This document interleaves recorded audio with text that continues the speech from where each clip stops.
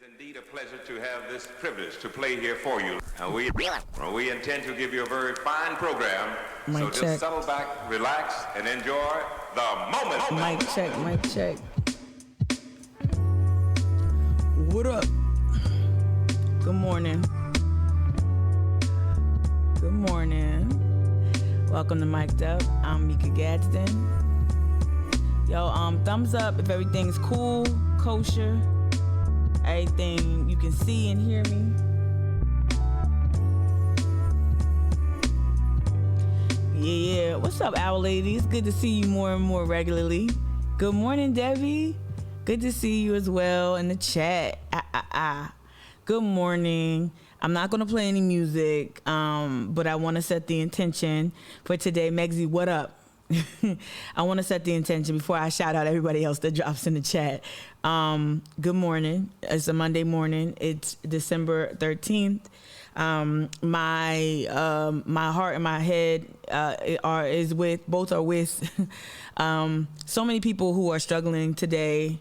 We have natural disasters wreaking havoc on so many communities. We talked about it very, very, very briefly last week. It's really devastating to see devastation in the form of what we know to be climate change and the climate crisis. I'm just thinking of those who are directly impacted by that. I'm thinking of those who are being impacted by COVID-19 still. The United States is approaching, did it hit 800,000? Approaching almost 1 million people, 1 million deaths due to COVID-19. My head, my heart, my mind is all with folks who are still dealing with that reality. We are not out of the pandemic. I repeat, we are not out of the pandemic.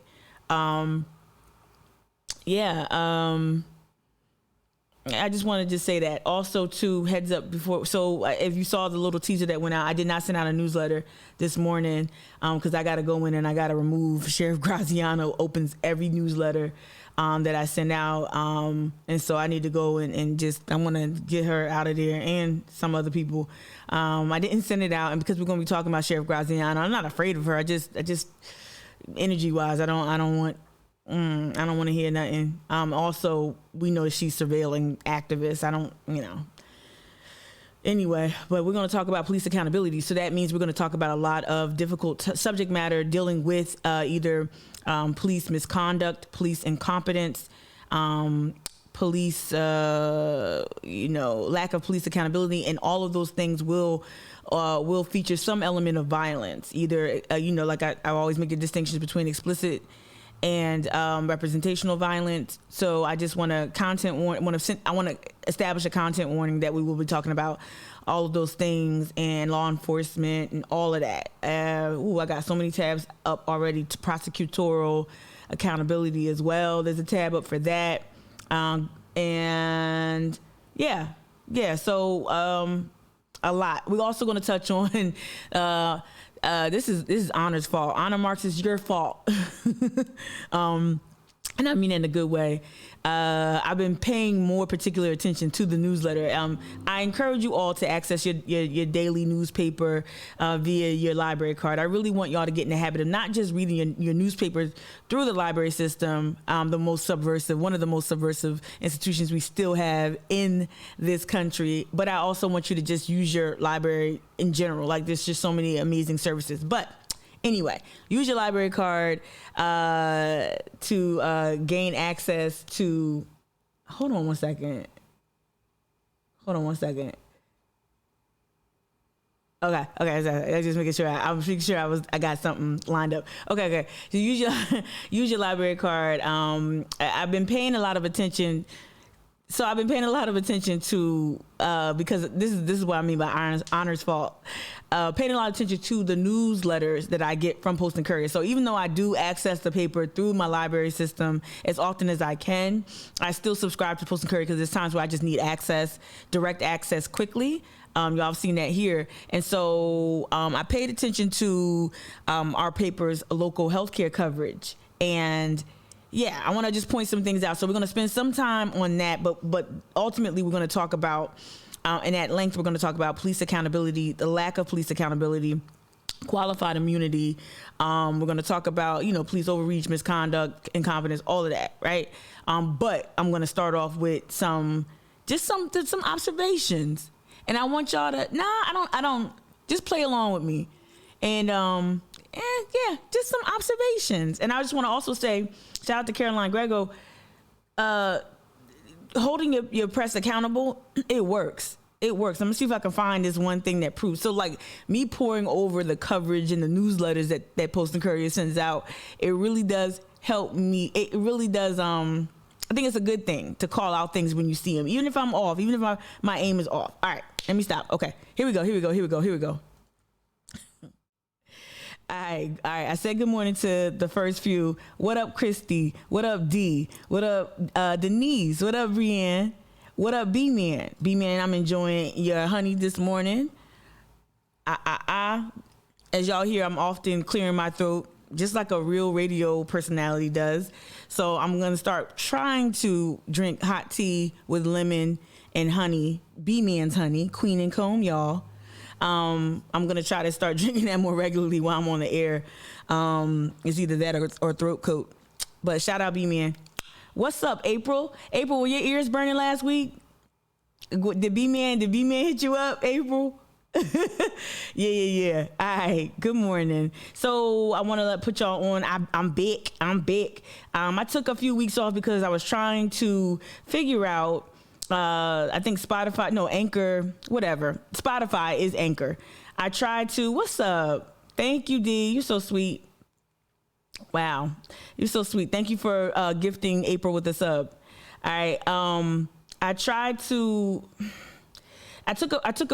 a few weeks off from the podcast because supposedly video podcasts are supposed to be enabled through the hosting services I use, but it didn't work, and I kind of got demoralized. If that makes any sense, I'm like, fuck it. And then I just took some weeks off. I'm like, let me just clear my head.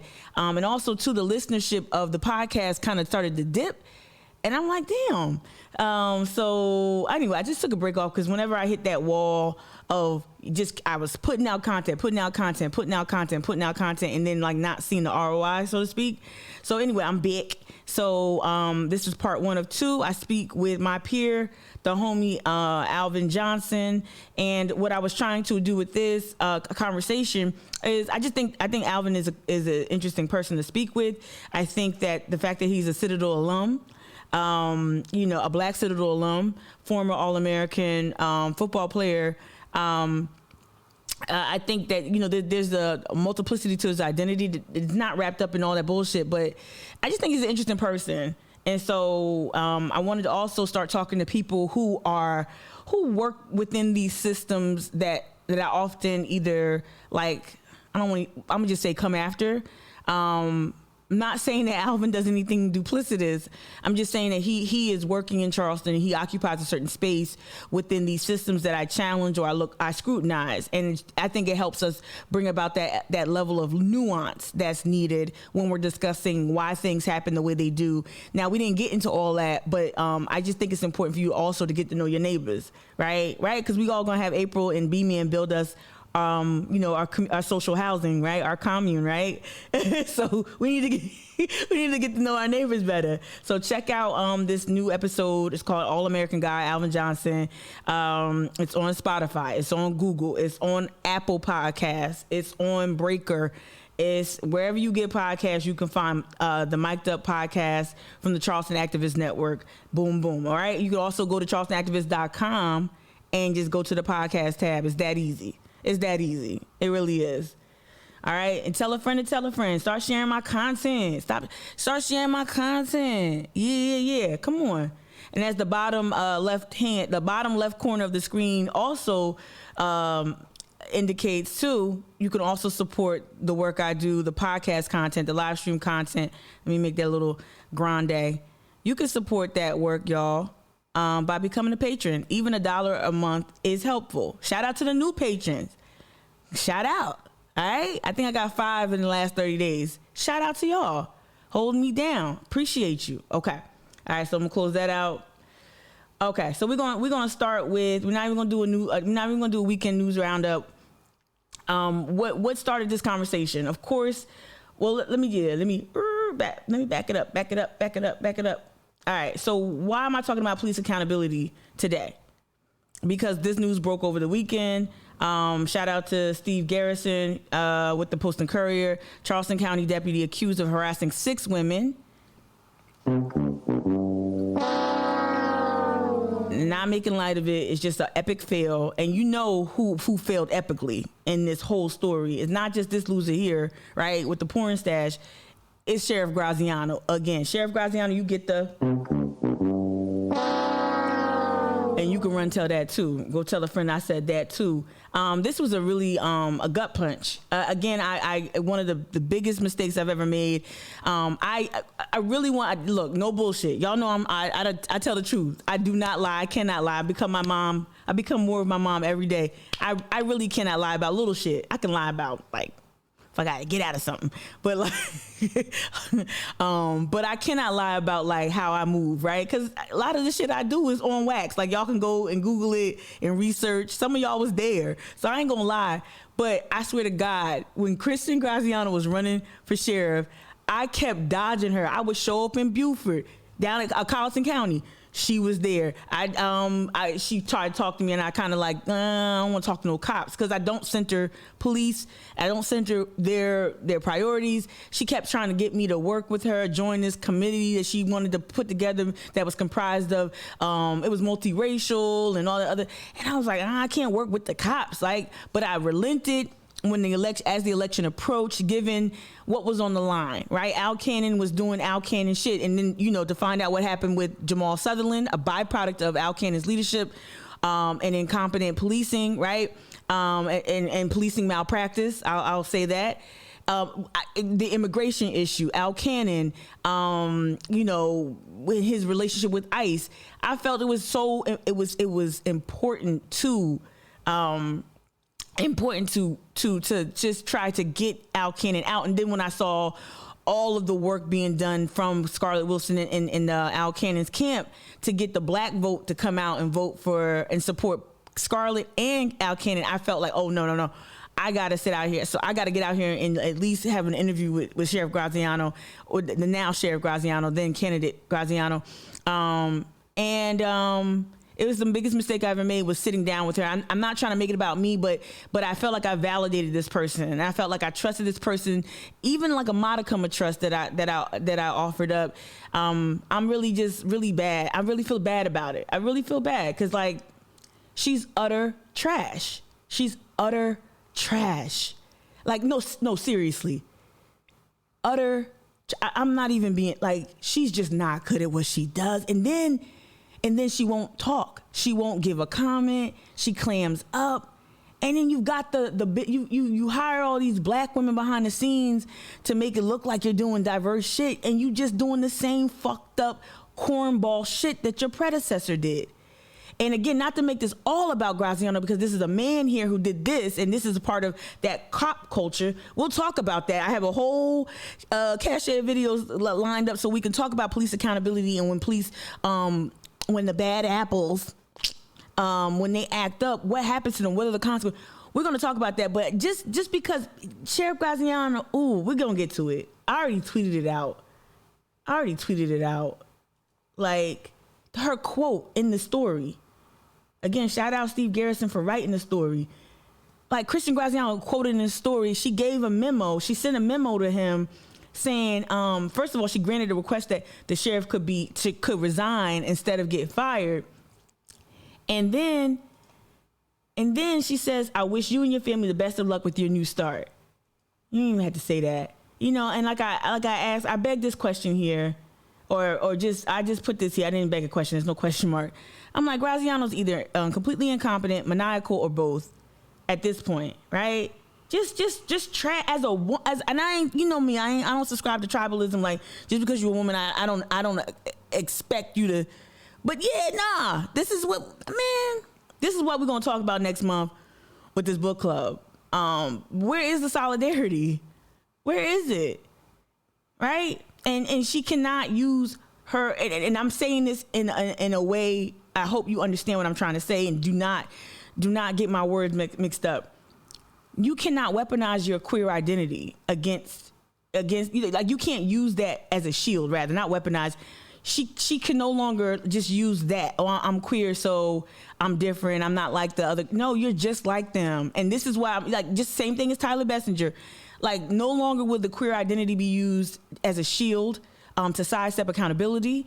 No longer would, and you're showing that you're not even in solidarity with people that are going to be harmed by this type of behavior.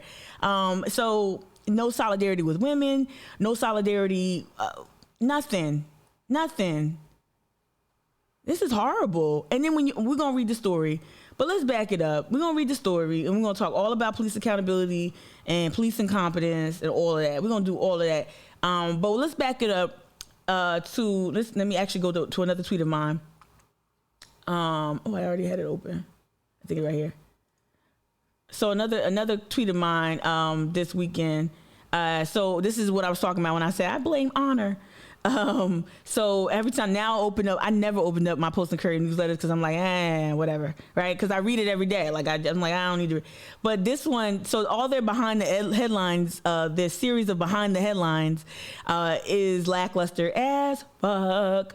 But it's not. Let me stop. Okay, time out. It's not lackluster. The reporters actually do solid work. But what the behind the headlines initiative is designed to do, and I got y'all in the chat, I got y'all, what the beyond the headlines initiative or series or whatever it is, the branding, is designed to do, usually doesn't line up with, it just got some kind of like, first of all, this is clickbait, right? So my objection in my tweet was another stellar editorial decision by the Post and Courier by using the phrase Obamacare versus the Affordable Care Act, ACA. They'll surely get an emotional response. And I say that because, of course, a lot of folks have embraced Obamacare as a pseudonym or a placeholder. Is that more accurate? Not a pseudonym, as a proxy for ACA, right? Even Obama and that administration embraced it but we know what it's used for. It's used to make people who have it's used to stoke racial animus, but it's also used to get people who are anti-Obama, get them all up and riled up and just oppose anything with his name and branding on it, right? So that's what they did here. That's what this is the editorial decision, right? So beyond the headlines, Medicaid expansion and Obamacare. We don't even and then I hear they say Obamacare like 3 more times. South Carolina is South Carolina is among a dwindling number of states that has not expanded eligibility for low-income Medicaid programs under Obamacare. Then they say, then they go down here and Obamacare is mentioned again here. Like, look, we know what that is. So that got my eye. And I want to talk about that first. And then we're going to get into police accountability. So this is the story. I did not use my library card for this, but here you go. 10 years after Affordable Care. Now look at this. So Lauren, I don't know who changed, who made that. I'm surprised they didn't put Obamacare in this. I'm surprised. But it says 10 years after after Affordable Care Act decision, right? So this was published yesterday. And the behind the headlines teaser came out over the weekend. I don't know. I'm not saying they changed, but they mentioned Obamacare in the article. So, but I'm surprised they didn't lead off with that. All right. So this is the story, and I'm not going to talk about the story as much because we already talked about Nikki Haley, the folks not expanding Medicaid, McMaster not expanding Medicaid, leaving billions of dollars. We heard from the late Representative Joe Neal last week when I played part of Wilhelmina's War. Joe Neal, may he rest in peace, talked at length about and fought hard to talk about how we need to expand Medicaid. Also, the cuts that the State House made severely impacted AIDS and HIV resources for folks who are impacted by the HIV/AIDS epidemic that existed or probably still exists in some way in the rural South here in South Carolina. So we talked about that. So we're not going to read the story, but I just thought that was cute. That was cute, Post and Courier. I'm not going to put that at Lauren's feet, but that was cute, using Obamacare 18 times in the newsletter. And why does that matter, Mika? Why does that matter? So what I did was I did some really scientific research, really scientific research, right? I went on Twitter and I just, it's already up. I went on Twitter and I just pulled up a bunch of tweets. That talk about this from way back. Look, this is 2017, right? Right. So it says this is interesting. Stop calling it a Muslim ban, said the conservatives who spent years derailing Affordable Care Act by calling it Obamacare, right? That's one take. This is another take. Again, these are just random tweets. I got you. Good morning, Stephen Bowden. Stephen, how you doing? Oh, Stephen, Susanna's here too? I forgot. Wait, what we got? Let me see.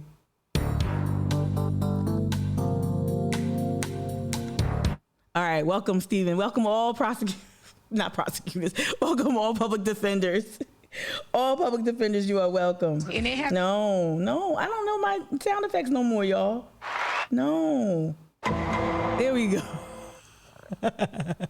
There we go. Public defenders. Okay. All right. So this is another one. All right. Why does the media insist on calling ACA Obamacare? This is from what year is this? This is 2019. Out of respect to those who are literally fighting for their lives, can we please call it by its real name? Patient Protection and Affordable Care Act. If that's too long, ACA or the Affordable Care Act is fine, right? So that's from 2019, right? Then another one. Let's see. I think I got one more. And this is what I love Naima. She actually is a dope music business insider. She knows a lot about all music, but hip hop especially. But Naima wrote this back in 2017. Here's a thought for the press: stop calling it Obamacare and refer to it by its actual name, the Affordable Care Act. So that's why it matters. And that's just some fuck shit that I think we need to call out when we see it. And then I told you I want to tell you that calling this out, or at least letting the paper know in a public way that, hey, I peeped this decision you made, right? I think that actually helps them produce better work. Just like the way I come after candidates. I'm not doing that, y'all, because it's fun, like for traction or for I don't do it because I'm trying to go viral or get clout or anything like that. That ain't, y'all know that's not how I move. That's not my currency. Clout is not my currency. But I want to bring it up. But when you are loud and vocal, like how Carolyn Grego was, right? I'm trying to find the other one. Y'all remember this picture, right? She called out like, hey, how about you not feature a picture of your sports writer? How about you not feature a picture of him wearing a Confederate belt? And she reached out to me after that and said, hey, her word on the street was they heard her feedback. She gave me credit, but it was really her. She's like, word on the street was like they heard my feedback and they changed things. And I'm trying to find it. I had it downloaded. It might be in my Google Drive. And but long story short, here it is. So that was the original ad that Carolyn Grego called out, right? You see the Confederate belt here. Then when I went back online, this is why I don't cancel my subscription too. Look at this. Somebody learn how to crop. Come on. Somebody learn how to crop. Right? All right, here I go. Let me get back in the chat. Let me just... Accountability story, lesson of the day, y'all. Lesson of the day, class. They hear you. They might ignore you. They might not acknowledge it with the response. They might not jump in your DMs and say, oh, thank you for your feedback. They hear you. So keep holding systems and people and institutions accountable. Okay? All right, let me get back into the chat because I ignored y'all all morning. All right, let me see. Back up there. Oh, yeah, you got to get... Please catch up, April, on B-Man. For real. Let's talk. Hey, Nicole, little mama, how you doing? Joy, good morning. Joni, good morning. All right, let me see. D, did I say good morning? Good morning. Susanna, good morning. Hey, Allie. That's right. Susanna. Steven. Hey. All right. Yeah. It was sexual harassment before some kind of brutality. Exactly. Looking at you. Yeah. So, Steven, you dropped in the chat. You says, I know okay, wait. Y'all are really kicking bars over here. Okay, so let me read Steven's comment first. Or, no. All right, I got to catch up. Susanna, what did you say? Oh, man, I remember this guy. And you have a zip lip emoji. Then Steven says, Susanna, I'm actually surprised it was sexual harassment before some kind of brutality. Susanna, then you went on to respond to Stephen. You says, yes. Yeah, we had prelims together. Okay. For some reason, you had a lot of cases with him. Allie, you dropped in there. Okay. Which deputy? We're getting to it. Right. Oh, you already got it. Cool. All right. What's up, Alvin? Good morning. Right. Yeah. Okay. Here we go. Let's jump to it. So let's, so again, we talked about like the coverage of the Affordable Care Act and why the coverage of the Affordable Care Act and the Postal Courier is trying to examine why why we're one of the last remaining states who have not expanded Obama. Look at me. They had not expanded Medicaid and their use of the word Obamacare. I want to play this clip. I remember watching this live. I remember watching this live, and so I tried to find it. And I did. It's all about that choice to call it something when it's something else, right? And how political that is. Make sure I can find it. So many clips this morning. Where is it at? And then we're going to get to police accountability. Here we go. Right here. And again, we talked about Kentucky. I'm thinking of those who were impacted by these devastating tornadoes. This actually is going to feature content from 2014, and it's going to take. Hey, what's up? Thank you, Nicole, for gifting Alvin a sub. Alvin, you the real MVP. Thank you, Nicole. All right, so yeah, back to 2014. This takes place in Kentucky, so it's really, really early, but it's really important. All right, here we go. We now turn to campaign 2014 and an issue that has entered almost every Senate race in the nation, the new health care law.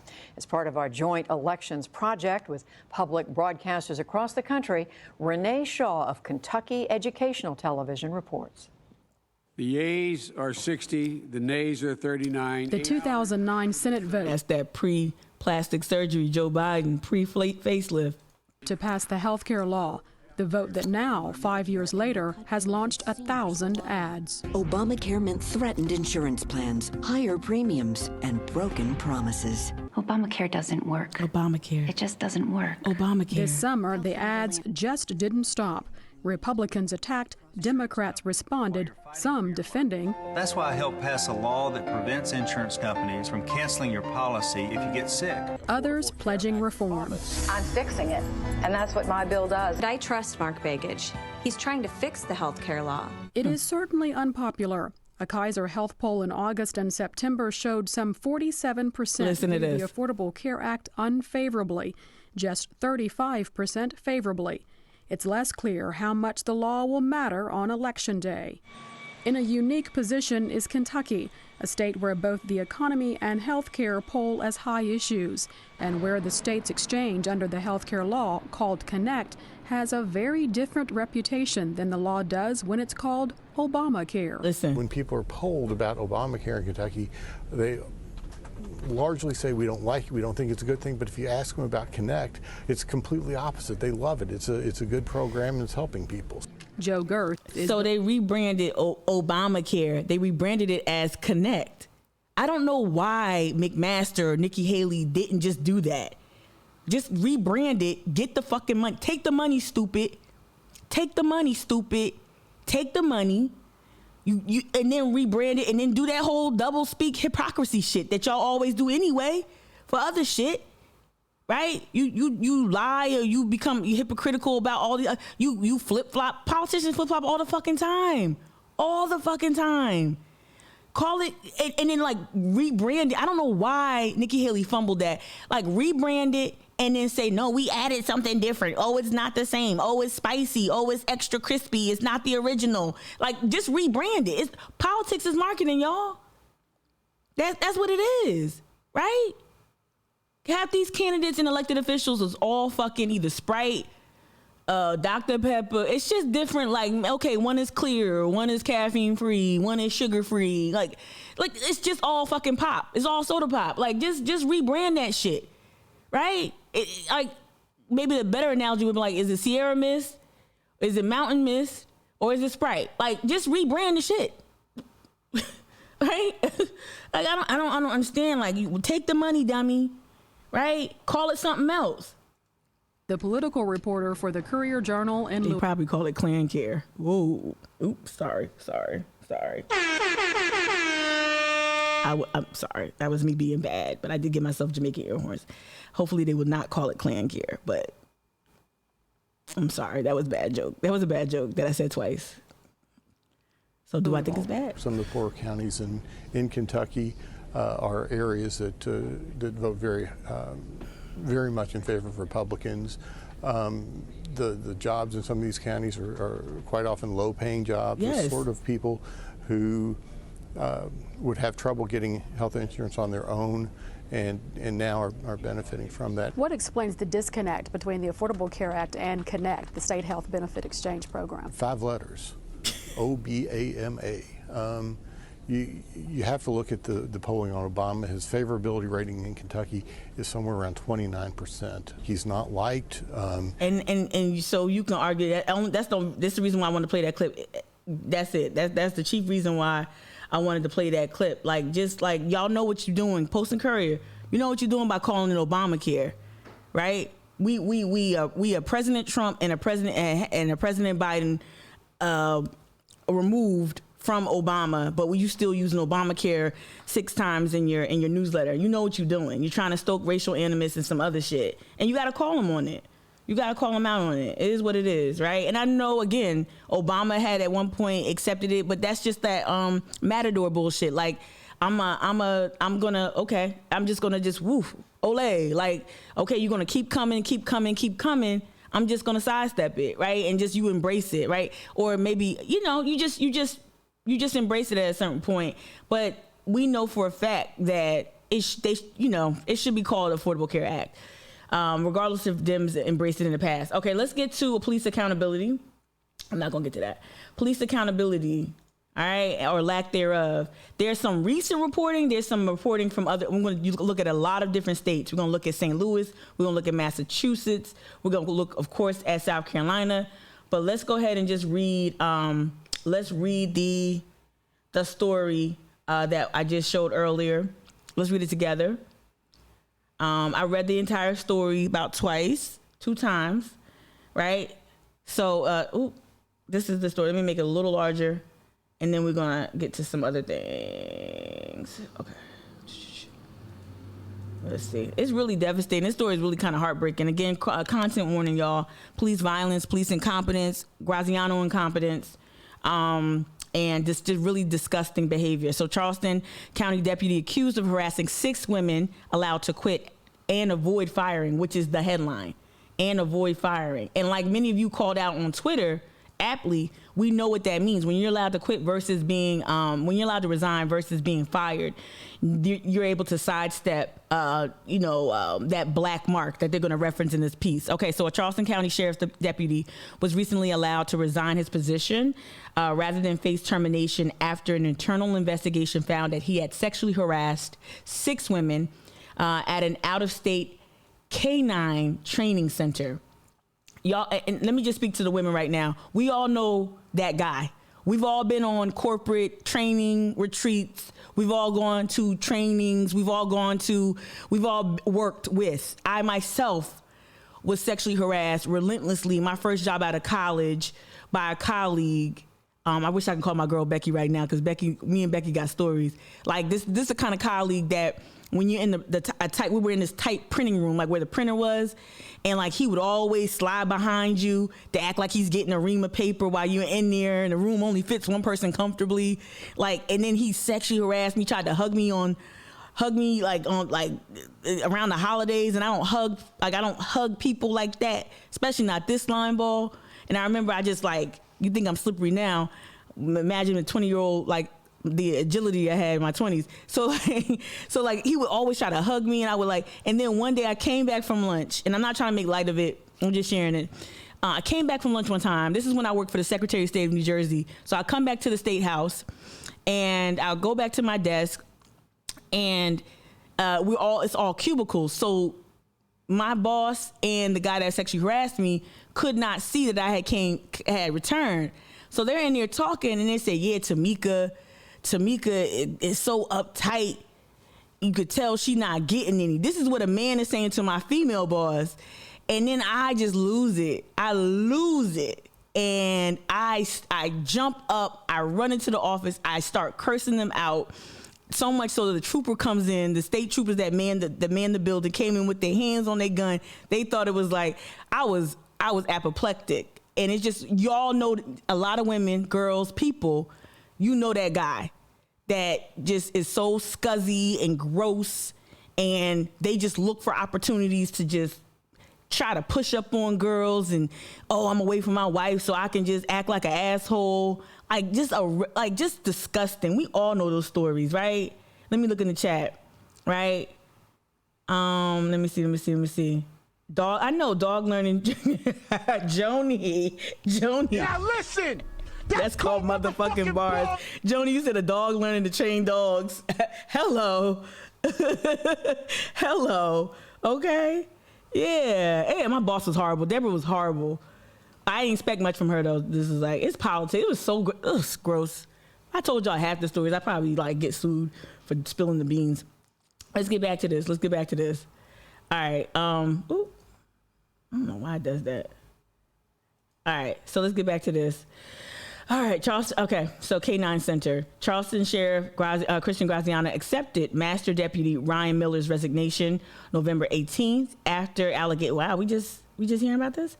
After allegations surfaced, he sexually harassed the women while attending training in September at Tar Heel K-9 in North Carolina. Miller, who was married,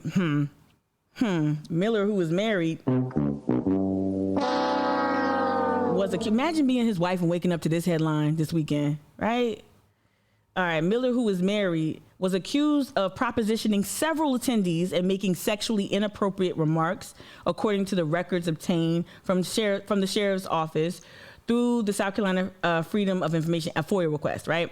One woman said Miller sent her an unsolicited photo of his genitals through Snapchat. First of all, why are all the slime bags on Snapchat still? Tristan Thompson included. All right, sent her unsolicited photos of his genitals via Snapchat, y'all, a social media platform. The woman told an instructor at the K-9 training center, we know why they use the Snapchat, because they think it disappears. They think messages disappear. They don't understand how Snapchat works. It's never disappeared, bruh. Like men, slime balls, it never disappears. Like, I know it might disappear from your inbox, or Snapchat is forever once you send it. Snapchat, okay. The woman told an instructor at the K-9 training center about the photo record state. The trainer told sheriff's office investigators the woman appeared disturbed and disgusted.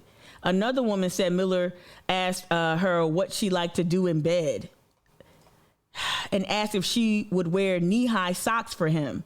The woman said she rejected his advances, but later in training, he followed her to her car and repeatedly asked if she would make out with him. Look how pathetic. Follow her to her car, y'all. How unsafe is it? B-Man, we were just talking about this, right?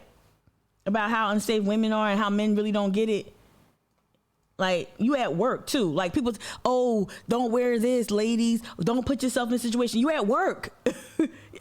I came back from Quiznos to hear my boss and my sexual harasser, like I came back from Quiznos. I came back to work. Like, women, like, we're not, stop blaming the victims. Repeatedly asked her if she would make out with him. A second woman said also that Miller asked her to make out with him and later invited her to a strip club. One woman said Miller reached around her waist and unclasped a fanny pack, which made her uncomfortable. Dude has no boundaries, y'all. He later stood close behind her. Hello, I just said this with Rick.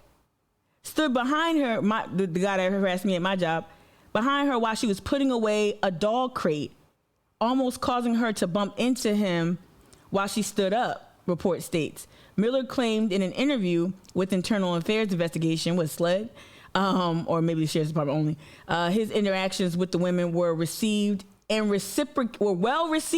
reciprocated. Not with that mustache, fucker.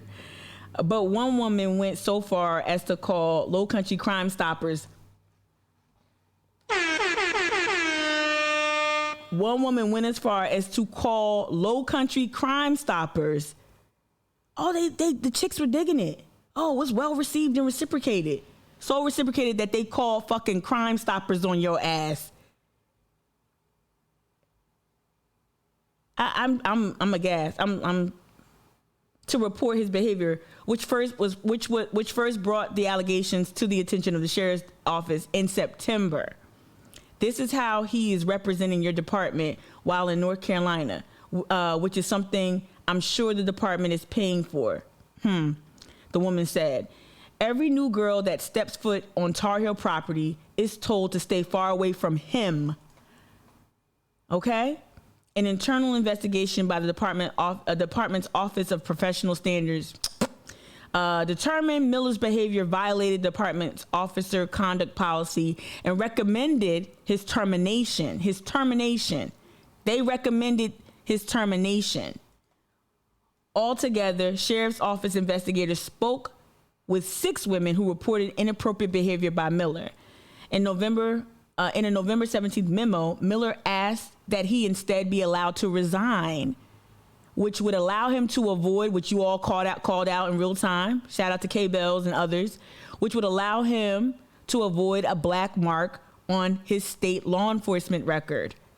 Since the first time I was made aware of the complaint, I have had a tremendous amount of time of reflection. This is what he said. So since the first time I was made aware of the complaint, I've had a tremendous amount of time for reflection, Miller wrote.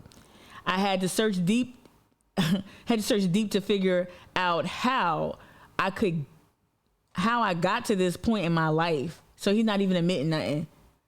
How I got to this point in my life, I quickly realized that I needed to address some issues with my faith and my mental health, not just for my career, but more importantly, my family. Ugh. And here's the kicker. Sheriff Graziano granted the request the following day. I wish you and your family the best of luck in your new start, she wrote in a memo. Andrew Knapp, spokesperson for the sheriff's office, said Graziano would not answer questions because she's a coward. Would not answer questions, just like with the Seahawk investigation. And let me just say this. I'm being real with y'all. During the Seahawk investigation, I'm not going to say which reporters because I spoke to several about that story. A couple of them, not all, a couple of them laughed and found her actions laughable, like nonsense. And so while this is not a jokey subject matter, I know I'm playing sound effects, but y'all get that. That's a point of emphasis. That's how I punctuate some of these stories. But in all seriousness,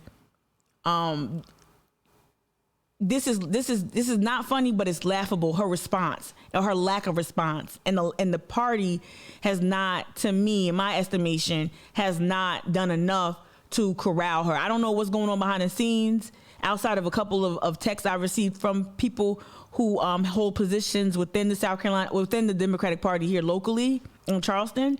But not enough is being done. She is grossly incompetent, and if she's not incompetent, she's maniacal. So that's even worse, right? Right. And yeah, I don't care about, I seriously, I have sympathy for his family, his wife. This is humiliating, but I don't care about his family. I care about the women he victimized. And we know that these 6 are just a few of probably scores of women that he's tried to make sexual advances on. Right. All right. Andrew Nash, spokesperson for Sheriff's Miller's would not answer. So Sheriff Graziano would not answer questions about Miller's resignation, citing it as a personnel matter. Okay. Miller, through a friend who contacted the Post and Courier, also did not respond to a request. That's weird. Let me read it again because that made me read it twice when I read it. Miller, through a friend who contacted the Post and Courier, also did not respond to a request for comment. So your friend reached out to the Post and Courier, but then you wouldn't. Okay. Miller began his law enforcement career. This is back to Susanna and maybe others' familiarity with his track record. Miller began his law enforcement career in 2012 with the Charleston Police Department, according to state training records. He joined the sheriff's office in 2015 after resigning from CPD. I wonder if he left under some other bullshit. I wonder if he left under some other bullshit. Let me get to the chat. Shame on her. D, you said, hold on 1 second. Let me clear my throat. D, you said shame on her, faith and mental health. Yeah. No, yeah. Some wives will blame the women. Yeah. Yep. Hillary don't look too good in retrospect. Joy, you right. Cough. Clinton. Hillary Clinton was a mess. That was a strategy too. Like attack the women, impugn their integrity. Put private investigators on the women and accuse women with substantive complaints or legitimate complaints. Right. Brianne, you wrote in the chat how I wish I was surprised by her response. I'm disappointed. I'm still disappointed. And so like when I keep going on and on about Graziano and I talk about my missteps and like finally like relenting to her request to kind of talk to her, when I talk about that, it's from a place of disappointment. It's from a place of disappointment. And so so let me just back it up. So now we're gonna listen to and watch a number of videos, portions of some and entire ones in some instances of that talk about the police accountability piece. Why it's so hard to hold police accountable. So I literally going to just play this clip from the ACLU. It's pretty short, I think. 2 minutes, 18 seconds. And I think it's a great starting point. And then we're going to look at some real life examples of where police are, when you got things like qualified immunity and you got this thing where these officers are allowed to resign so they can either receive pensions or move on to the next district or next county or whatever it is, right? We'll talk about that too. But let's just kind of distill what it is. What's the problem in trying to hold police accountable? All right, this is from June of 2020, so last year. This is at the height of the multiple reasons why. This is at the height of the George Floyd protests. All right, here we go. So there are multiple reasons why it is really hard to hold police accountable. One of them is a doctrine called qualified immunity, which allows police officers to escape liability when they violated the Constitution if a reasonable officer in the circumstances might have thought that what they were doing was legal. So this means every time there's any sort of legal uncertainty, the police officer wins, even if what they did was actually a violation of the Constitution. It also means that officers are able to get the benefit of lack of clarity in decisions, so that, if a case that already addressed similar circumstances wasn't quite close enough, the officer escapes liability. Another reason why it's really hard to hold police officers accountable are police union contracts, which make it very difficult to fire officers, to discipline officers, and in many states, for example, like here in New York, there's a statute called 50A that makes it next to impossible for members of the public to get access to police disciplinary records. Right. Today, black and brown people are still more likely to be stopped, arrested, cited by police than their white counterparts.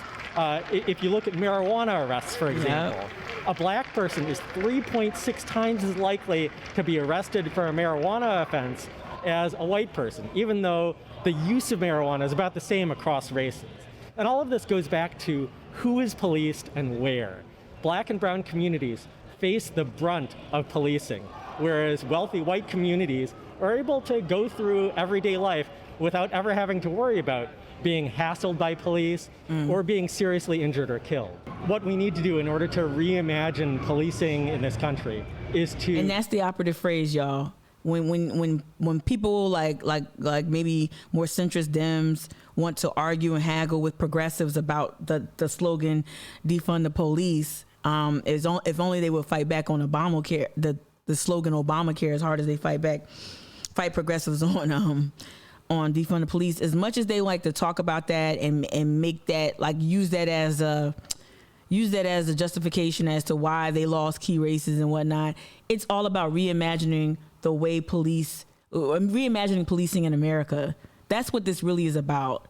All right. So whether or not you are a fan of defund the police, the slogan, which I continue to lift up, because if you just look at it from a budgeting standpoint, y'all, who here in the chat gets paid?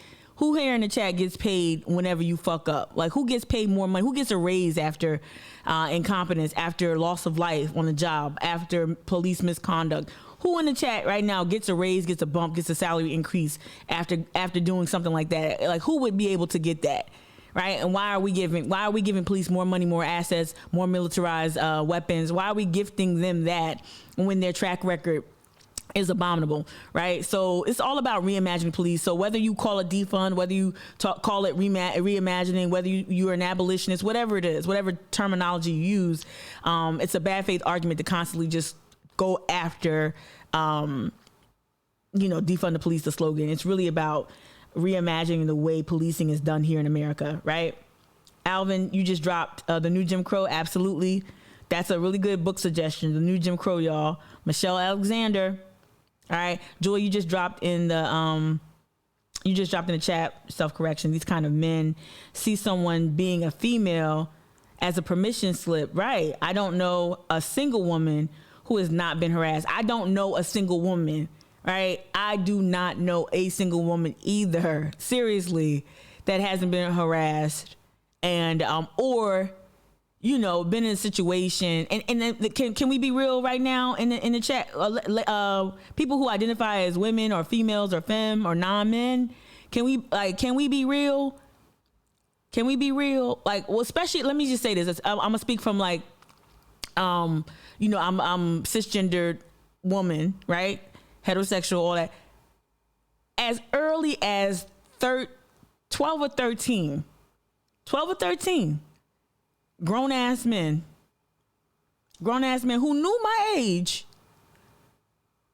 saying sexually suggestive things, hugging my body in a way that's so inappropriate. Since I was 12, 13.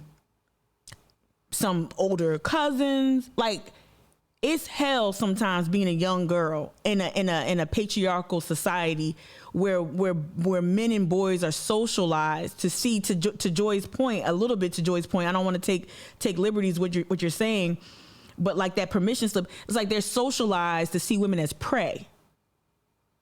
Right? And this is not genetic, y'all. This is not, the men are not born like, hey, I just want to go victimize. No, they're socialized. We allow that as a society. There are things that are in place that we want. That's why we need to dismantle the patriarchy as well, right? I'm 12. I want to watch Sailor Moon and journal, like 12, and being approached by grown men, being sexualized, and then take it to college. Professors, inappropriate relation to power dynamic. Take it to my first job out of college. Slimeball Rick, who was found guilty after an investigation at my employer at the State Department, found guilty. They also found porn on his computer. Oh, but he didn't lose his job. They just relocated me. They relocated me. Chris Christie wasn't there yet, was he? No, they relocated me to the AG's office. That's what they moved me. They moved me to the AG's office. But Rick did the Slimeball Rick. They protected Slimeball Rick. It's crazy. I'm sorry. I know I went on and on. Just about that comment got me talking about that. So when we talk about accountability, I know we're talking about reimagining policing. But I mean, it goes hand in hand. Police accountability. It's just really, when it comes to sexual harassment, that's like a third rail. I'll probably dedicate a live stream to that. So we can talk about that and in a way that makes sense for this community and for what I like, for things I think deserves to be talked about, right? Now, I have mixed feelings about DeRay McKesson and his work. He is no stranger to the Charleston Forum. I think DeRay has... I think he has a brilliant and a sharp mind. I don't always like the whole professional activist bullshit. I don't like the whole, he was able to make quite a lucrative career coming to Ferguson from Baltimore, and like he and Brittany Packnett, who was Teach for America, Josh Bell's homegirl. A lot of them just went on to ascend to this level of like professional activists, but he makes some really good points in this package from PBS NewsHour about Biden. So this is about 4 months old, this clip right here, and he makes some really salient points about Biden's increasing investment in police. And this all plays into why we are not able to hold people accountable. Allie, you dropped in the chat, you said shameless plug. It's okay. You know, we support that here. Shameless plug here for those who want to go super in depth into qualified immunity laws. We're going to click on that. Let's click on that so it can pop up in another window. Cool. This is Allie's website, y'all. This is Allie's website. So we'll go. I'm sorry, it makes me laugh. It's not even funny. We'll definitely hit that up. But let's get back to the D-Ray clip. And again, this is from June of 2021. And I think I've used this clip before, so President Biden's somewhat evergreen. Its impact on police reform. I'm joined by DeRay McKesson.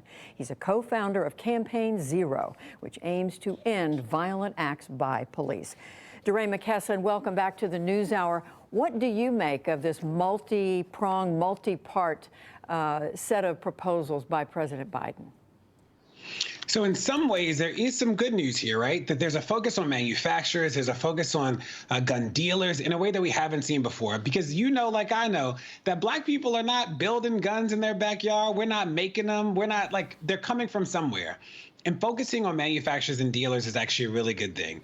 We always get nervous when people talk about gun control because we don't want guns to become the new drugs, right? Right. That people get so freaked out that all of a sudden we create these mandatory minimums. And that's exactly what Gavin Newsom is proposing, right? We believe as a matter of public policy that putting people in jail is the best way to deal with users. No. When the reality is, just like drugs, people are not making cocaine in their backyard in the hood. They're not doing it. It's coming from somewhere. So that's the first part. Yeah, we're not growing it. But then you talked with Cedric, there's a lot of it that is troubling. It is not convincing that the police need more money to do their jobs. And when you pressed about how will there be any accountability on the money, you didn't get an answer, right? Nope. So we see this a lot with the federal government. The federal government, there's a law that requires the police departments to, at the basic level, say who they kill. And only 40% of police departments report that data to the federal government, and there's no police departments. And remember, in that op-ed I wrote about not scapegoating Graziano, it was less of a defense of Graziano. I've given myself grace on that one. It was less of a defense of Graziano. It was hey, no, let's avoid the shiny object and let's drill down and look at how many people lose their lives while they're in custody, in sheriffs or in jail, in custody at jails. Right? We know they don't report that, and the cops damn sure don't report who they're killing out in the streets either. So again, that accountability is necessary. Not more money, more accountability. Accountability. So if police departments can skirt the law when it's really clear, I have no faith that they will implement this money and there'll be any accountability. But Judy, what's also really interesting is that the clearance rates across the country have been pretty bad. So homicide has increased. All violent crime has not, though. Property crimes, way down. Right. Things like rape, way down. But you look at it, and in Baltimore in 2020, the homicide clearance rate was about 40%. In a lot of American cities, it's not up to 50%. Right. And I asked y'all, y'all, we all have different professions. We all do things, most of us, some of y'all got the same profession. But what job have we ever had where, we don't increase clearance rates, or we don't, when we don't do our job, the metrics that measure our work show that, they're not really doing good. They're actually either mediocre or subpar. Where else do you just continue to keep your job? I think this is what attracts people to law enforcement. I think there's some things that people don't talk about as much, but we know this. You got the pension situation. So you can be a cop and after 20 years, you can retire, get all these benefits. And in some states is better than others. I think the other thing that attracts men to this, along with some of the whole living out the soldier fantasies and all that, I think the fact that there's that rigidity in place where you can do almost anything. You can act with impunity and not lose your job, not risk losing your job. And I think that's a feature that attracts a lot of people to law enforcement. There is no real accountability. That's why you get, never mind. New York City, it wasn't 50% last year in 2020. So you look at this and the answer, I don't think, is actually dumping more money into police departments. Allie, the date. So you're saying when you say the clearing. The date again was June 23rd, 2021. So about 4 months? I'm horrible at math. Oh, yeah, a few months ago. You mean that they're finding who the perpetrators perpetrators are. But you mentioned what Cedric Richmond had to say when I asked him about money to police. He did say that they care about accountability, that they want to make sure that, in his words, the majority of police who act with responsibility, that's one thing, but those who don't are held accountable. And he said that is something the administration will keep an eye on. Yeah, I'm just saying we got to see it, though. It's one thing to say it in a press clip. It's another to have an executive order or some policies that actually back it up. Come on. So when we think about part of this plan is actually going to allow the show me, don't tell me. That's why I tell the homies. That's why I tell the fellas when we dating. Show me, don't tell me. Show me. I don't give what you say. Show me. ATF to go into communities even more in a more expansive way and partner with local law enforcement. The ATF doesn't have a lot of rules around use of force right now, not very aggressive. There's not a lot of accountability in that department. They could do that with the stroke of a pen. They don't need Congress to tighten up the ATF or any of the federal agencies like Border Patrol, which is 20,000 police officers, one of the biggest agencies in the United States. So I'm going to stop it there, and I'm going to hit up Allie's website. I don't know why I do that. Okay. Excuse me. I have a dump button. I don't ever use the dump button. All right. So qualified immunity. This is from the SC4CJR, right? Website.org, right? Qualified immunity and use of force. Who did this video, Allie? Okay. So this is South Carolina for Criminal Justice Reform, Dissecting Police Problems and Solutions, episode 1, qualified immunity and use of force. Is a Facebook Live. Cool. Okay, so with Scott Anthony at Charleston School of Law and Seth Staunton, USC School of Law. Let's press play. Let's see. Allie, what you working with? All right. Look at Allie, everyone. y'all. My name is Allie Menegakis, and thank you for joining us with... Look at my friend. South Carolina for Criminal Justice Reform, SC4CJR. And tonight we are super excited to have a great panel today. And what we're doing today is talking about different problems in the police system and the criminal justice system, specifically when it comes to police and policing and policies. A lot of organizations have proposed certain solutions to problems that we see and problems that happen, example, with George Floyd. So today we're going to be the first episode of dissecting these policies and the problems, and we are interviewing experts in this area. Today we're focusing on qualified immunity and use of force. I'm joined here by my co-host and awesome executive board member of SC4CJR, Tola Familoni. Tola's here.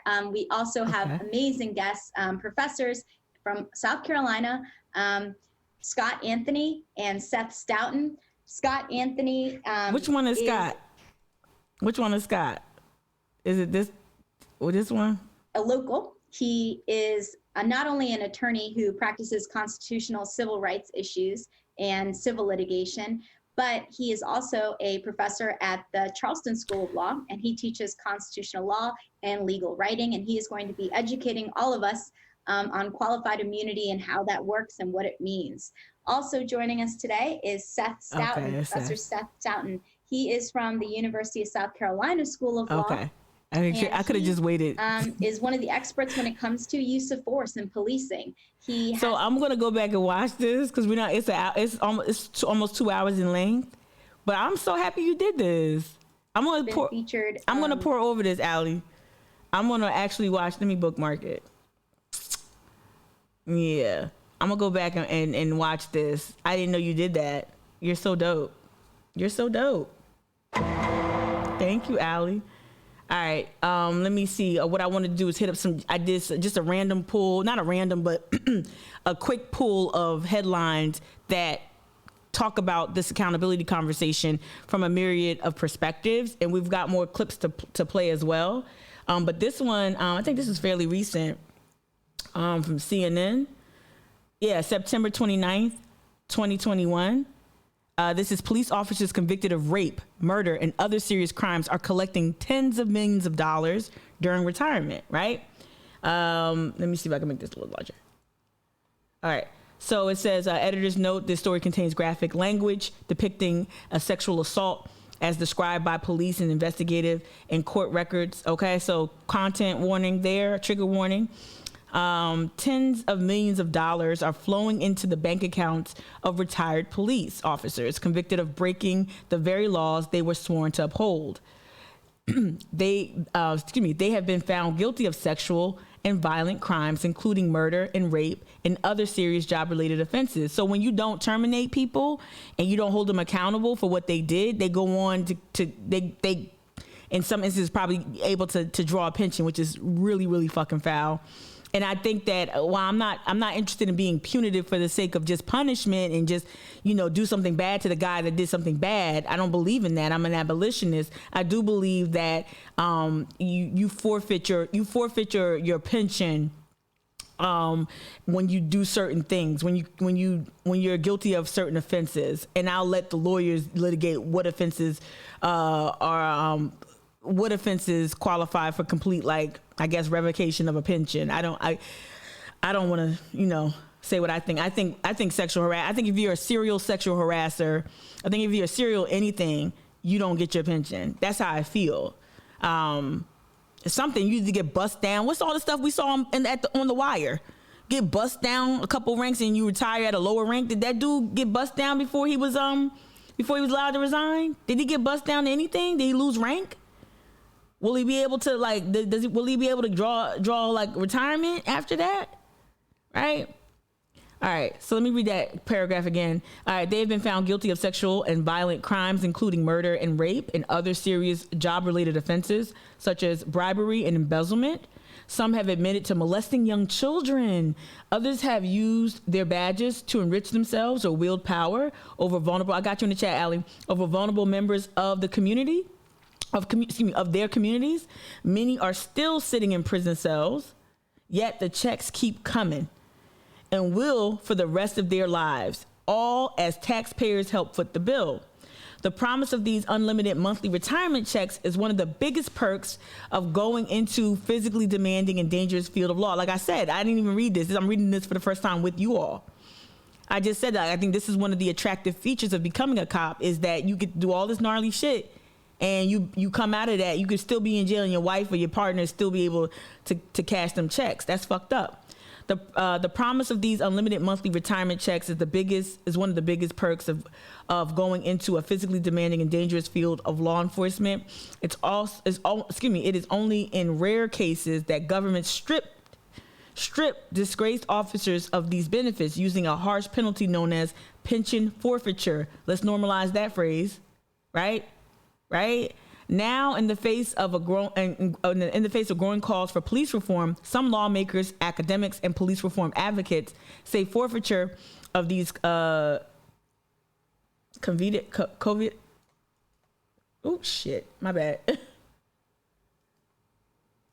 of these police retirement packages, of these coveted, brain fart, forfeiture of these coveted police retirement packages could be used as a tool to discourage the worst behavior. It should be. All right, suggesting that states with strict pension forfeiture laws have experienced lower levels of police misconduct. All right, so let me go hop in the chat real quick. Allie, you dropped in here. Fun fact, one of those penalties, Seth Stoughton later testified in the Chauvin. Oh, really? One of those panelists. What did I just say? I'm so sorry, y'all. One of those panelists, Seth Stoughton, testified in the Chauvin trial. I didn't know that. Wow. I'm definitely going to go back and watch it. All right. So that was one piece. I thought this was interesting. I read the title and I said, let me just read it together with the Twitch peeps. But you guys can go on and read the rest of it. I just wanted to touch on it lightly, especially the first few paragraphs really helped to crystallize the issue, I think. All right, so I'm going to close that out. Let me bookmark this too, because I don't want to bookmark it. All right. So I'm going to close that out. And then here's another one. This is the New York Daily News, so take it with, it is what it is. Yeah, so the Daily News wrote this. There has been some, I don't know. There have been some reporters that's kind of popped up in either New York Post or Daily News. I was surprised that kind of reporting actually existed, those institutions, especially a Rupert Murdoch owned paper. No thanks. All right, so this article was entitled New York PD benefits are out of control. Even crooked cops get to keep their pensions. I literally just wanted to show these headlines because they're real. Like as the old adage goes, where there is smoke, there is fire. But when the police department is involved, you can bet that it will be a raging 5-alarm inferno, right? Despite the indictment of 16 NYPD officers, including sergeants, a lieutenant, police union officials, and several civilians by the Bronx district attorney in the major ticket fixing scandal. We had one of those down here. Maybe not as big as this one, but we had one of those. All right. In a major ticket fixing scandal, the arrest of 8 active and recently retired NYPD officers for gun running, y'all, and other serious crimes, and the likely fallout caused by these resulting corruption probes. Police unions and their lobbyists are resting easy, knowing that their members' service pensions are fully protected. So the pensions are fully protected. That's crazy. All right, let me see what we got here in the chat. Okay, nothing there. Okay, let me keep going. Let me see. This is another story. This is from September of 2020. Boston police officers indicted for overtime fraud, collecting retirement checks. Y'all see the theme? Like, it wasn't a random pull, but it was a pull of articles that spoke to this issue, right? I also want to revisit Radley Balco's piece on SLED about South Carolina's police oversight department really all that independent. So it talks about SLED trying to hold other folks accountable. Again, we read this before, at least portions of it on the live stream. This was penned back in 2018 by Radley Balco, but we're going to revisit that as well. Let me hop back to the videos that I lined up again to kind of further illustrate the issue. And then I guess I have more Socratic questions about Graziano, about Charleston County Sheriff's Office. Like, why wouldn't they just fire this guy, this scumbag? You had a woman called Crime Stoppers. That's how crazy it was, right? So let me play. There was some really interesting local reporting from other places. So this was, what is this? Let's just play it. I forgot what town this is in. So this is from October of 2020. Police procedure and accountability have been a topic of conversation for years, but recent incidents have put it in the national spotlight, right? So let's play this a little bit. And this is called Qualified Immunity and Police Impunity. Local news from there on. Local news outlets have been kind of killing it when especially even here. Live 5 is, shout out to Jerevkovsky. Up next on The Reveal. Y'all quiet in the chat? The officers used the battering ram to enter the wrong house. Something went off like a bomb in my house. Used flashbang grenades. Handcuffed the wrong man in the wrong house. Stop your hands! Get on the ground! Get on the ground now! And their get out of jail free card is I'm sorry and qualified immunity. That badge is a get out of jail free card. Turn around. No. Turn around! A couple arrested after calling 911 to report a stolen car. It was just a nightmare from there on. And I think it's important to show that this is not just a black issue, right? This impacts everybody. We've seen that with I know I don't want to keep using this man's name because he's no longer with us and he died in a horrible way. But James Britt, white man, shot with ketamine, died in custody, while they were trying to apprehend him in Mount Pleasant. Like, this is not just a black issue. And that's why when it comes to fighting oppression, this is why white people kind of don't get when it comes to race issues or racial justice, if you want to use that law. That I got you, little mama. Thank you. If you want to use that broad term, this is what white folks tend to keep forgetting or willfully forget or willfully excuse, is that even if you don't think it's your fight, it will be your fight. Same thing with climate change. Look at the climate crisis. If you don't think, oh, I got enough money, I can lift my house, or I can move to some place that's not going to be as impact. Now look at the country. Look at tornadoes, wildfires, hurricanes, flooding. We've never seen flooding like this. Rain events, landslides. Like, it will become your issue. If you don't think it impacts you, it will. If you don't think that these oppressive things will impact you, it will. And so what people need to understand, like white supremacist practices, and all of the other oppression that kind of falls under that tree, it all impacts us all. It's not just a black issue. It's not just a Latinx issue. It's not just an Indian issue. It's everyone's issue. And this, I think the increased militarization of police forces and the increased lack of accountability, and like what you saw with Sheriff Graziano is not just letting one of her own off the hook. She's sending a message to the other boys in blue that I got your back. And that's also what Scarlett Wilson is doing, right? All right, so it's something that impacts everybody.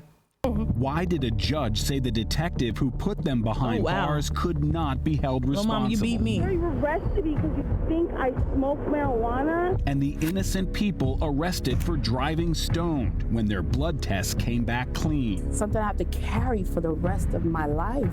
Tonight, a special edition of The Reveal, Qualified Immunity, Police Impunity.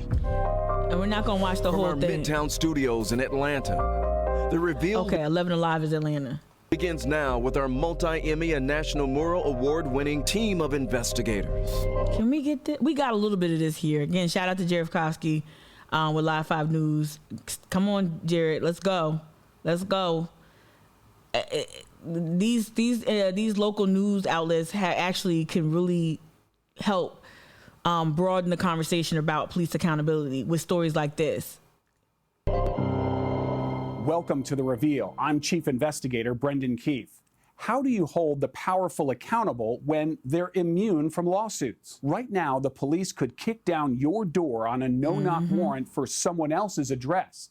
Officers could jail you for auto theft or driving stoned, even if you're completely innocent. And as you'll see over the next half hour, there's quite literally nothing that can be done to stop them from doing it again and again, because agents of the government are entitled to a special privilege that's not available to any other citizens accused of breaking the law. It's called qualified immunity. All right, we're out. Go, go, go, go. We're going, we're moving. I'm following you, Andy. Go, go, go. Like the Henry County SWAT team lost. This just feels like a fantasy. And again, we're going to go to that Radley Balco piece because it talks about like this whole warrior cop thing, this phenomenon. Shout out to you, little mama, for finishing the book. You beat me to it. It's way too y'all should see. I put up some bookshelves a couple weeks ago. Put up 30 books. I got like 60 more on the floor. It's a lot of books, but I gotta get through Warrior Cop for real. Locked and loaded. Wait for the bang. Grenade. What's those, concussion grenades? The fuck? They've got a no-knock warrant for an accused drug dealer. Show me your hands! Show me your hands! I got this. You need all of this? Body cameras were rolling in 2018 as the heavily armed deputies searched for their target in McDonough. Sheriff's officer! I'm sorry. Something went off like a... That looked like some kind of modular home. Like, you don't need no battering ram from them doors. I ain't trying to trip. I'm not trying to trip. I'm not. I just, spent too many summers in the South, either South Carolina or North Carolina as a kid, to know how them doors, you can kick them shits in. You do not need no fucking battering ram and helmets and shit. Bomb in my house. A concussion grenade. Something loaded up in the house. Sheriff's officer, warrant! They got this on tape, y'all. The wrong house. Kick. Look at that door, it just came off the hinge. Got that hallway, they was all over me. Stop your hands! Get on the ground! Get on the ground now! I said, what's going on? He says, no, you get down, get down. Stop your hands! Get on the ground! Get on the ground now! Get on the ground! Grabbed my arm, twisted behind my back, and handcuffed me. Put your hands out in front of you, sir. Put your hands out in front of you. Anybody advise if we have the target? 79-year-old Henri Norris was not the target. Deputies had the wrong man and the wrong house. Not funny, but goddamn. I can't even imagine what he went through. I mean, like for the real, Breonna Denise. Taylor situation. She's dead and gone. There's nothing that can be done to like you said, Breonna Taylor, bad intelligence, bad strategy, all that bad. You don't announce yourself. All that. That man could have that man could have died, easily died. Her back. And why? How many Breonna Taylors have to die? How many of my grandfather's houses have to be broke into? I mean, and that's how I feel. Like you're broke into his house because you had no authority. You had no reason to be there before we get change. I mean, a change has to happen and needs to happen because more people are gonna die. Geronimo! If you're not safe in your own home from the government, when you've done nothing wrong, where are you safe? Clearly nowhere. It's really sad, and it hurts even more because my grandfather has never been in any trouble with the police. At all. He's never even had a ticket. Henri was watching television in the McDonough home he's owned for 50 years. The no-knock search warrant was for the house next door through the woods. So how did deputies end up hitting a house with a different color, a separate driveway, its own mailbox, and another address? Missed it. We just got up. Missed it. First, the tactical team got lost following instructions from a GPS app on a phone. Turn right on me. Then, as soon as they got to the correct address, what are you doing? Deputies were immediately confused. Where's the house? Why did he throw that grenade? Why did he throw that concussion grenade?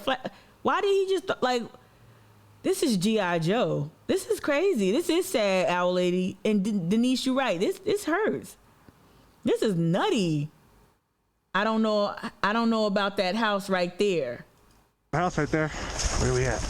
They walked right past the target house without clearing it and headed. Can we just say too, all this for drugs? Seriously. Seriously.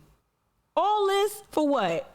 It's typically just a little bit of drugs. This ain't fucking Pablo Escobar, Colombia, right? What did D-Ray say? We ain't growing, we ain't growing the opium. We ain't growing the coke. Come on, even if it's just so much overkill. Like, what was the meeting? I want to know, Allie, somebody, what was the meeting like?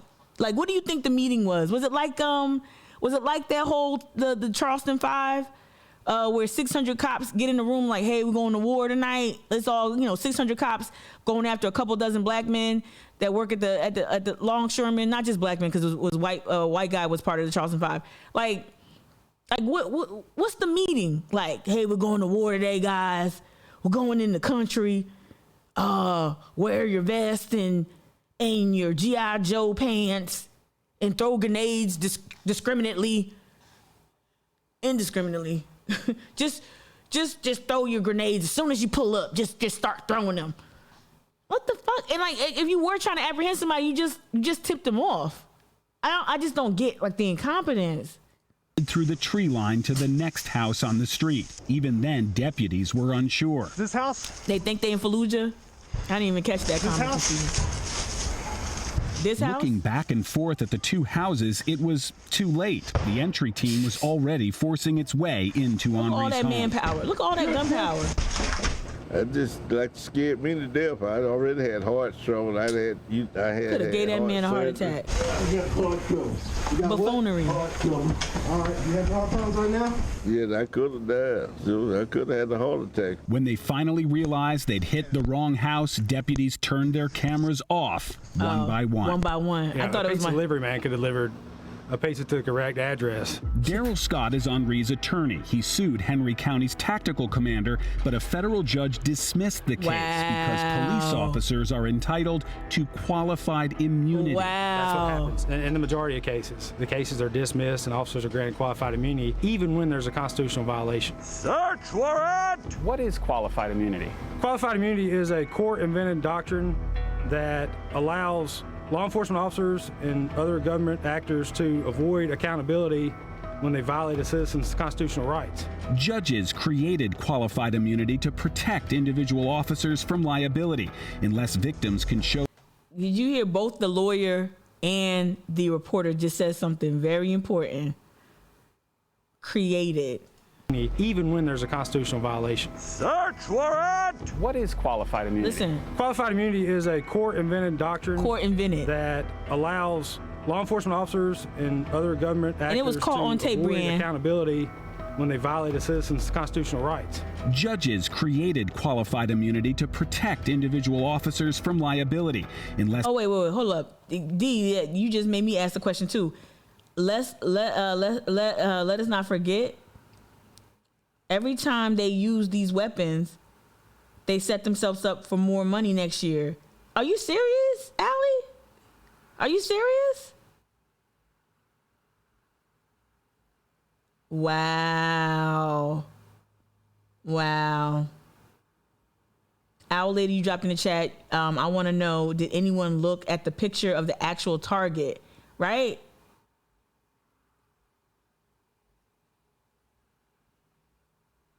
It's like, but like you just came after a 7-year-old man and didn't notice, like, right, the target, right?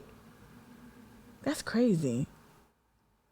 What? Court invented protection. It's crazy. Victims can show the officers violated rights that are clearly established. Shouldn't every officer know? Waco, Texas law enforcement, or Waco like the David Koresh Waco? I'm sorry. When you say Waco to me, I think of David Koresh. Oh yeah, when they use all that firepower in Waco. Don't knock down a door at the wrong house. Shouldn't every officer know you don't go handcuffing people who aren't the targets of your investigation? Let me bounce out and get to that Radley Balco piece before time gets away from me. So and it ties in, even though this is talking about is SLED really independent. It talks about, it outlines these really horrific miscarriages of miscarriages of justice, I guess. So back in, I'm not talking so much, I'm salivating. Back in 2015. Radley Balco is writing this. I wrote a 4-part series on policing in South Carolina. One of the central themes of the series was a state police agency called SLED. This is generally considered the most elite police agency in the state. All right. It participates in drug investigations, corruption investigations, and perhaps most importantly, when there is an officer-involved shooting, it is SLED that comes to investigate. Right. At first blush, this seems like a decent system, a better than most, right? It says having an outside police agency investigate shootings by cops is certainly preferable, certainly preferably preferable to handling such investigations internally. But this is what Radley says. But in my reporting for this series, I found that SLED isn't as independent and elite as the agency is often portrayed. SLED is staffed with officers who come from other police agencies across the state. And often SLED agents are assigned to investigate their former colleagues, a practice which critics in South Carolina have told me means that the agency isn't objective. It says that in truth, the agency isn't objective or independent at all. I wanted to talk about this one case. Yeah, here it is right here. So again, this is written in 2018. It said, last week, I posted about new developments in the case of Julian Benton, a South Carolina man who was shot 9 times and left paralyzed, nearly killed during a drug raid on his home over 2 pot sales totaling $100. Let me reread that. Last week, I posted about new developments in the case of Julian Benton, a South Carolina man who was shot 9 times, left paralyzed, and nearly killed during a drug raid on his home over 2 pot sales totaling $100. The new developments raise yet more serious questions about SLED and the effectiveness of its investigations. All right, so I'm going to actually, he put a hyperlink here. So again, a South Carolina anti-drug police unit admitted it conducts illegal no-knock raids. This was written in 2018. This is before Breonna Taylor. South Carolina anti-drug police unit admitted it conducts illegal no-knock raids. Bananas. I'm gonna hop. I want to watch this whole thing. I'm gonna hop out though, because I do want to make sure other stories that I kind of curated that we kind of cover together. But you get the gist, including Allie's presentation. I gotta definitely talk about that. We talked a little bit about police accountability. But I guess what I want to also focus on is, so not only are not only in most instances are police allowed to sidestep accountability, keep their pension, keep their job in some instances, but like with the Deputy Miller, so he's allowed to resign, and theoretically he'd be allowed to apply for a job somewhere else, right? So this is, again, trigger warning for this. But the cop that killed Tamir Rice, that was where I started really understanding that this was a widespread issue, that cops can kill or at least do, no matter how they slice it. I know they didn't bring old boy up on charges, but you killed a child. You should be bust down in rank. You should be, like, all the police procedurals always have somebody on desk duty. You should definitely be busted down a rank. But no, this guy was actually allowed to go and get another job somewhere else. So I wanted to just play a quick clip from a few years ago. Former Cleveland officer who fatally shot Tamir Rice gets a new job. We're just gonna play this, and then I'm gonna play the second piece of that. Now, the former Cleveland police officer who shot and killed 12-year-old Tamir Rice appears to have a new job. The newspaper, the Times Leader near Wheeling, reports Timothy Lohman has been hired as a part-time police officer in the small town of Bel Air, Ohio, on the West Virginia border. Lohman was never charged in Rice's death. He was fired by CPD for lying on his application when he was hired. So he didn't get fired. So that was the other clip I'm going to play. This is the second clip. This is what they said why he was fired. The city of Cleveland has fired the police officer who shot and killed a Cleveland 12-year-old. This is shout out CBS Philly, my old news station. The city of Cleveland has fired the police officer who shot and killed a Cleveland 12-year-old, sparking national outrage. Tamir Rice was shot as he held a pellet gun at a recreation center in 2014. Officials fired Timothy Lohman not for the shooting, but for providing inaccurate details on his job application. A second officer was suspended 10 days for violating a tactical rule involving his approach to that gazebo where Rice was shot. Yeah, pulling up on the goddamn grass like that. Warrior mentality, right? Warrior mentality. Like you said, y'all, like I said, they think they're in a war zone, right? I think it's important. It's not about humility. Let me just say this too. We talked about sexual harassment, especially as it pertains to Miller. We talked about, I shared with y'all my sexual harassment story. Y'all know, I know y'all got scores and scores of stories too. And I want to, when I thought about approaching this conversation, I thought long and hard about the ramifications. So, going after sheriff is not, like, I know I'm talking real spicy and I'm dropping sound effects. There's fallout, y'all. I'm either being surveilled extra, something's going to, like, a shoe's going to drop. Like, in some way, shape, or form, a shoe's going to drop. And the same could be said when you humiliate powerful people, humiliating men, calling men incompetent, calling men out don't do that without thinking about the ramification, because men who get humiliated usually resort to violence. Why am I bringing it up right now? I'm bringing it up because what I want to do is urge you to use words like buffoonery. Police misconduct is a phrase I think we should talk about more. We should talk about police incompetence way more, right? We should elevate the conversation and introduce these terms. But I want you to I think we need a more, not just critical because it's fun for sport, but we need to be critical of our law enforcement agencies. We need to be critical. We need to scrutinize it, and we need to call it what it is. But when you do that, I just want to caveat that, I guess, with just humiliating men is risky business. No man likes to be humiliated. Like, they just don't. They resort to violence. We see it every day on the news. There's somebody, we talked about white male grievance last week. And oh yeah, like, that didn't go over well with some people. Shocker, right? Just if you're a woman, just proceed with caution on that. But that being said, I love the way this person, y'all might have saw this from like a couple years ago. I love the way this elected official used his platform. And I think men, if you're able to do stuff like this, especially, well, not just men, But I just think elected officials should be talking more like this. I really do. And yeah, this is a personal thing. This is from 2019. This is Inside Edition. But it's from 2019. But I'll never forget this clip, this moment. I think it's important. We got to stop making all cops just got to stop with this. If you're a cop, you're a hero. That's not true. And any power that goes unchecked is going to be a problem. We're seeing how power is disproportionately impacting our lives right now. Look at the Supreme Court. Why does that arm of government hold so much weight? How are we able to have any president, Democrat or Republican, stack a court?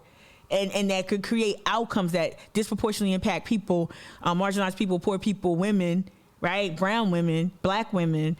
Why all power needs to be checked, y'all, and regulated. So anyway, I just thought this was a really rad, really, really dope way to use your platform in real time on tape. A jaw-dropping moment at what started as a routine city council ceremony. These deputy sheriffs were being honored in Tamarack, Florida. Among them, Joshua Gallardo, who was named Deputy of the Month. Deputy of the Month. Gallardo stood proudly holding his certificate in the group photo. But what came next took everyone by surprise. I would like to make a comment. A city commissioner, Mike Gellin, took the microphone and called the deputy back. Joshua Gallardo. It's my line. Can you come down for a second?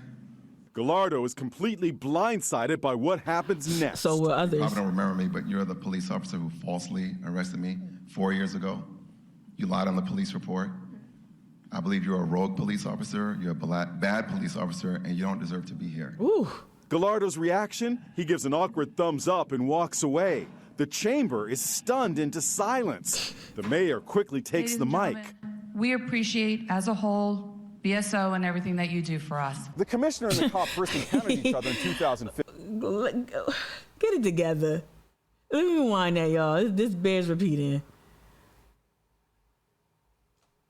Took the microphone and called the deputy back. Joshua Gallardo. It's my line. Can you come down for a second? Gallardo is completely blindsided by what happens next. The mayor didn't know what to do. Me, but you're the police officer who falsely arrested me 4 years ago. Look at the mayor. Did y'all see that? I didn't watch her at the beginning. Look at the mayor right here. She has the headscarf on. Did you see her body? I'm sorry. I know.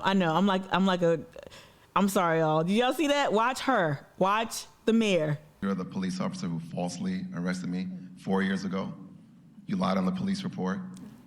I believe you're a rogue police officer, you're a bad police officer, and you don't deserve to be here.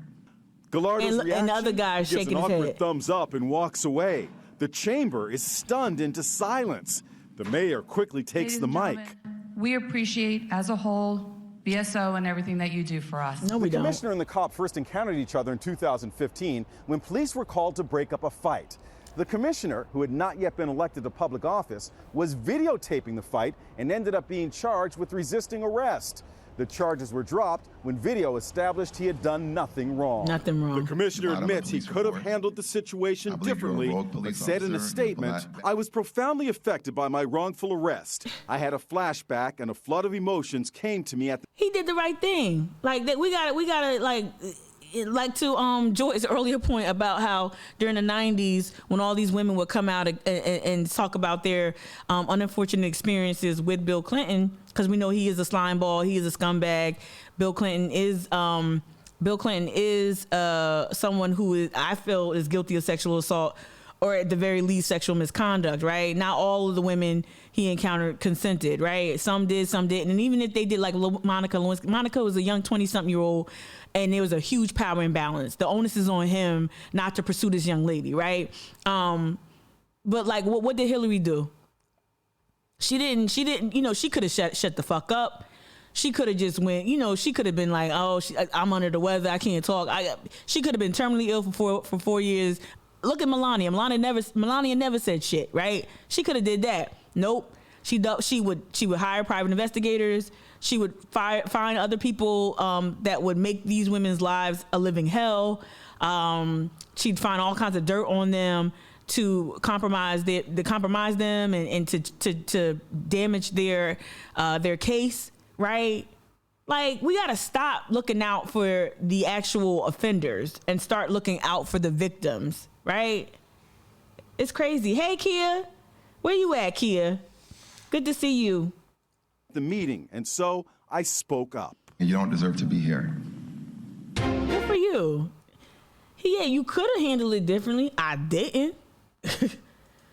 Like, no, that's what you do. And yeah, it went viral, but that's what you do. Let me see. What time is it? Okay. Let me go to, oh my God.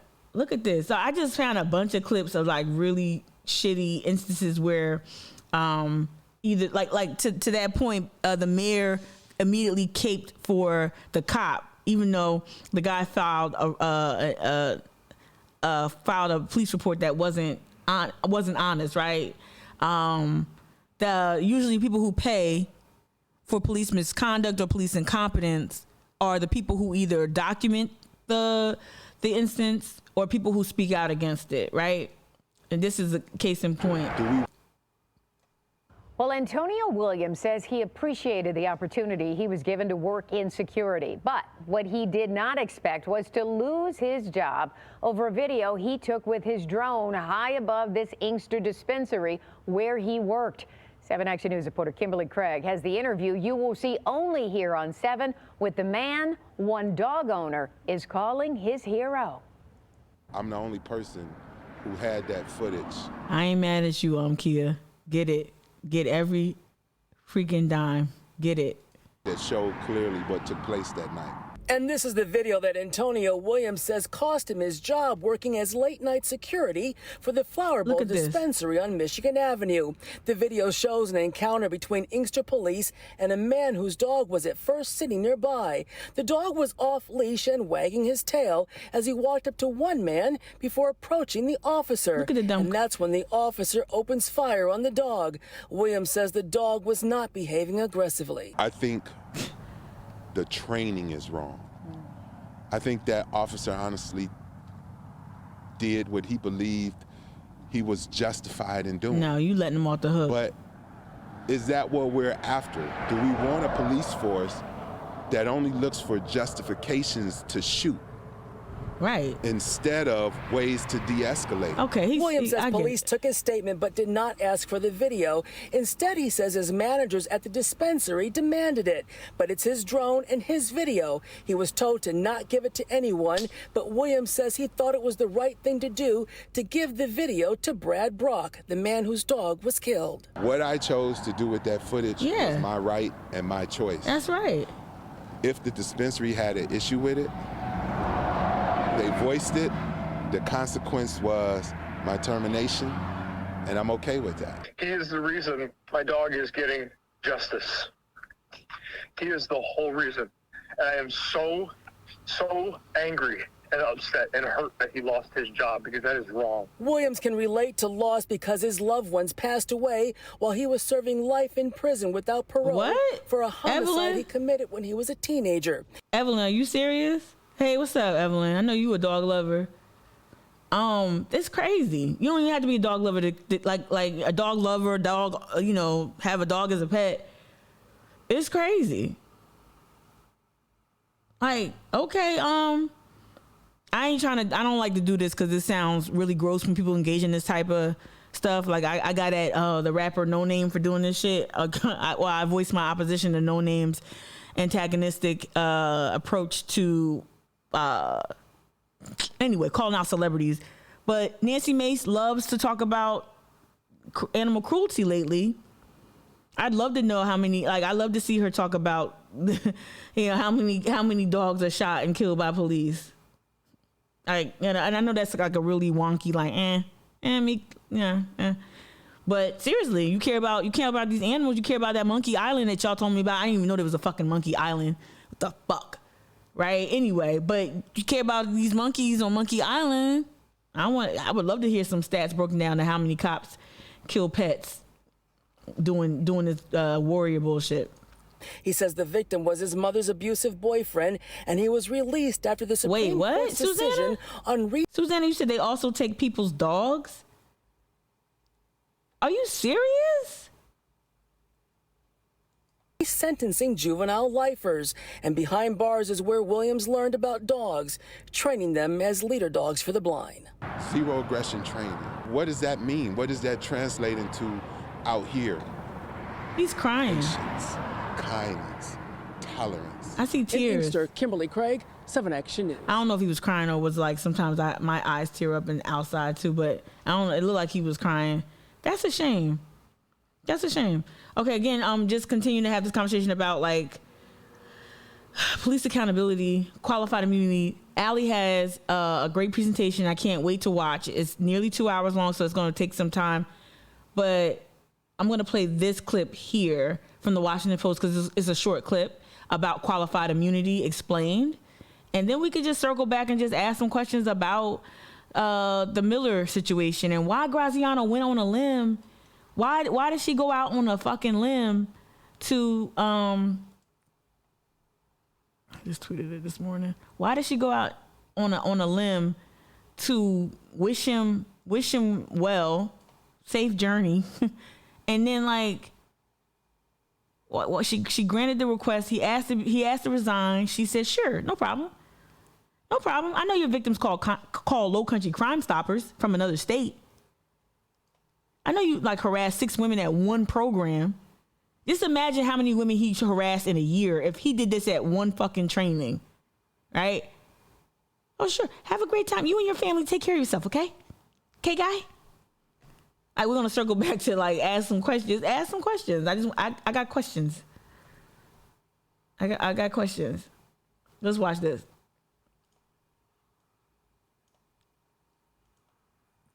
Civil rights abuses can do that. Let me rewind it.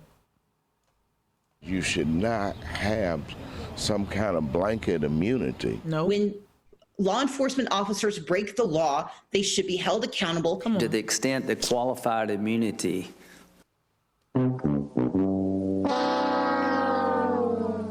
fosters a sense of, it's really not my problem. Let's take a look at it. They ain't gonna do shit. This is from July of 2020.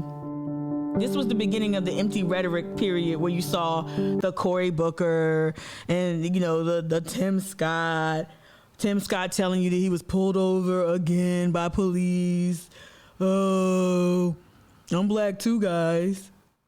Let me uphold these policies that continue to empower police, though. Literally had insurrectionists. Anyway, cops as insurrectionists. Qualified immunity is a legal doctrine that was developed through court precedent rather than through congressional legislation. The purpose of qualified immunity is to protect government employees from frivolous litigation. However, it's become... I talked about it earlier. It was like somebody dropped in. It's the tip of the iceberg with this dude Miller. An increasingly effective shield in thousands of lawsuits that are seeking to hold cops accountable when they're accused of excessive force. When a black man is brutally beaten, his family goes to court and tries to hold the officer accountable. Now, the law is written, says that the family can do that. It says that the victim of civil rights abuses can do that. Congress passed an act that dates back to Reconstruction. It was called the Ku Klux Klan Act.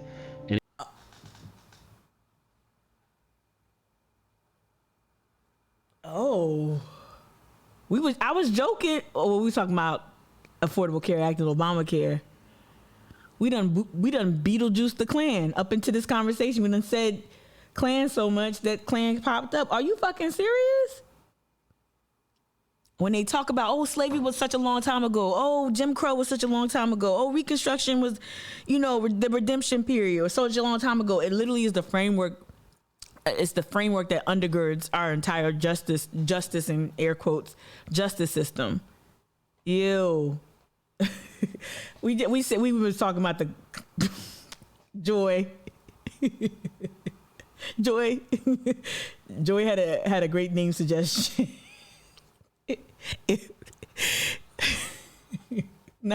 Anyway, I'm sorry. I'm laughing at something that's not funny. But let's just go back to this. What you just said. This is y'all. I'm watching this with you for the first time. I'm watching this with you for the first time. Are you fucking serious? Congress passed an act that dates back to Reconstruction. It was called the Ku Klux Klan Act. And it says very clearly that victims of state violence, civil rights abuses have the right to hold government officials accountable. The Civil Rights Act that Congress passed in 1871 created the legal violation, really, the right to sue.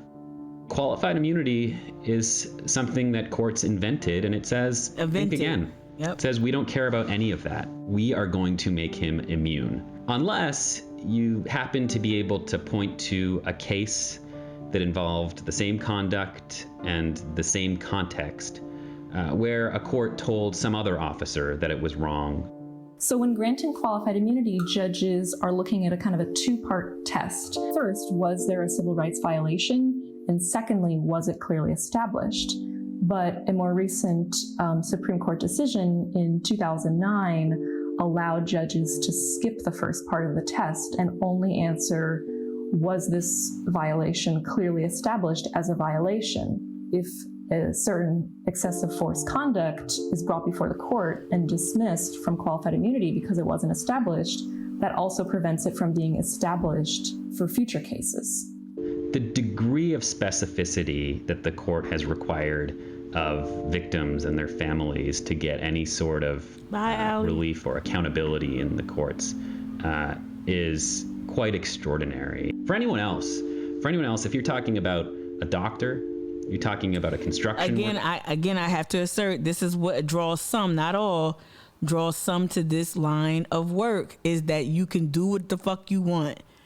You can get away with literal murder. We've already talked about murder, rape, the CNN piece, murder, rape, child molestation. You either keep your job or they just ship you to, they let you resign so you can just go to another county, another state and get another job.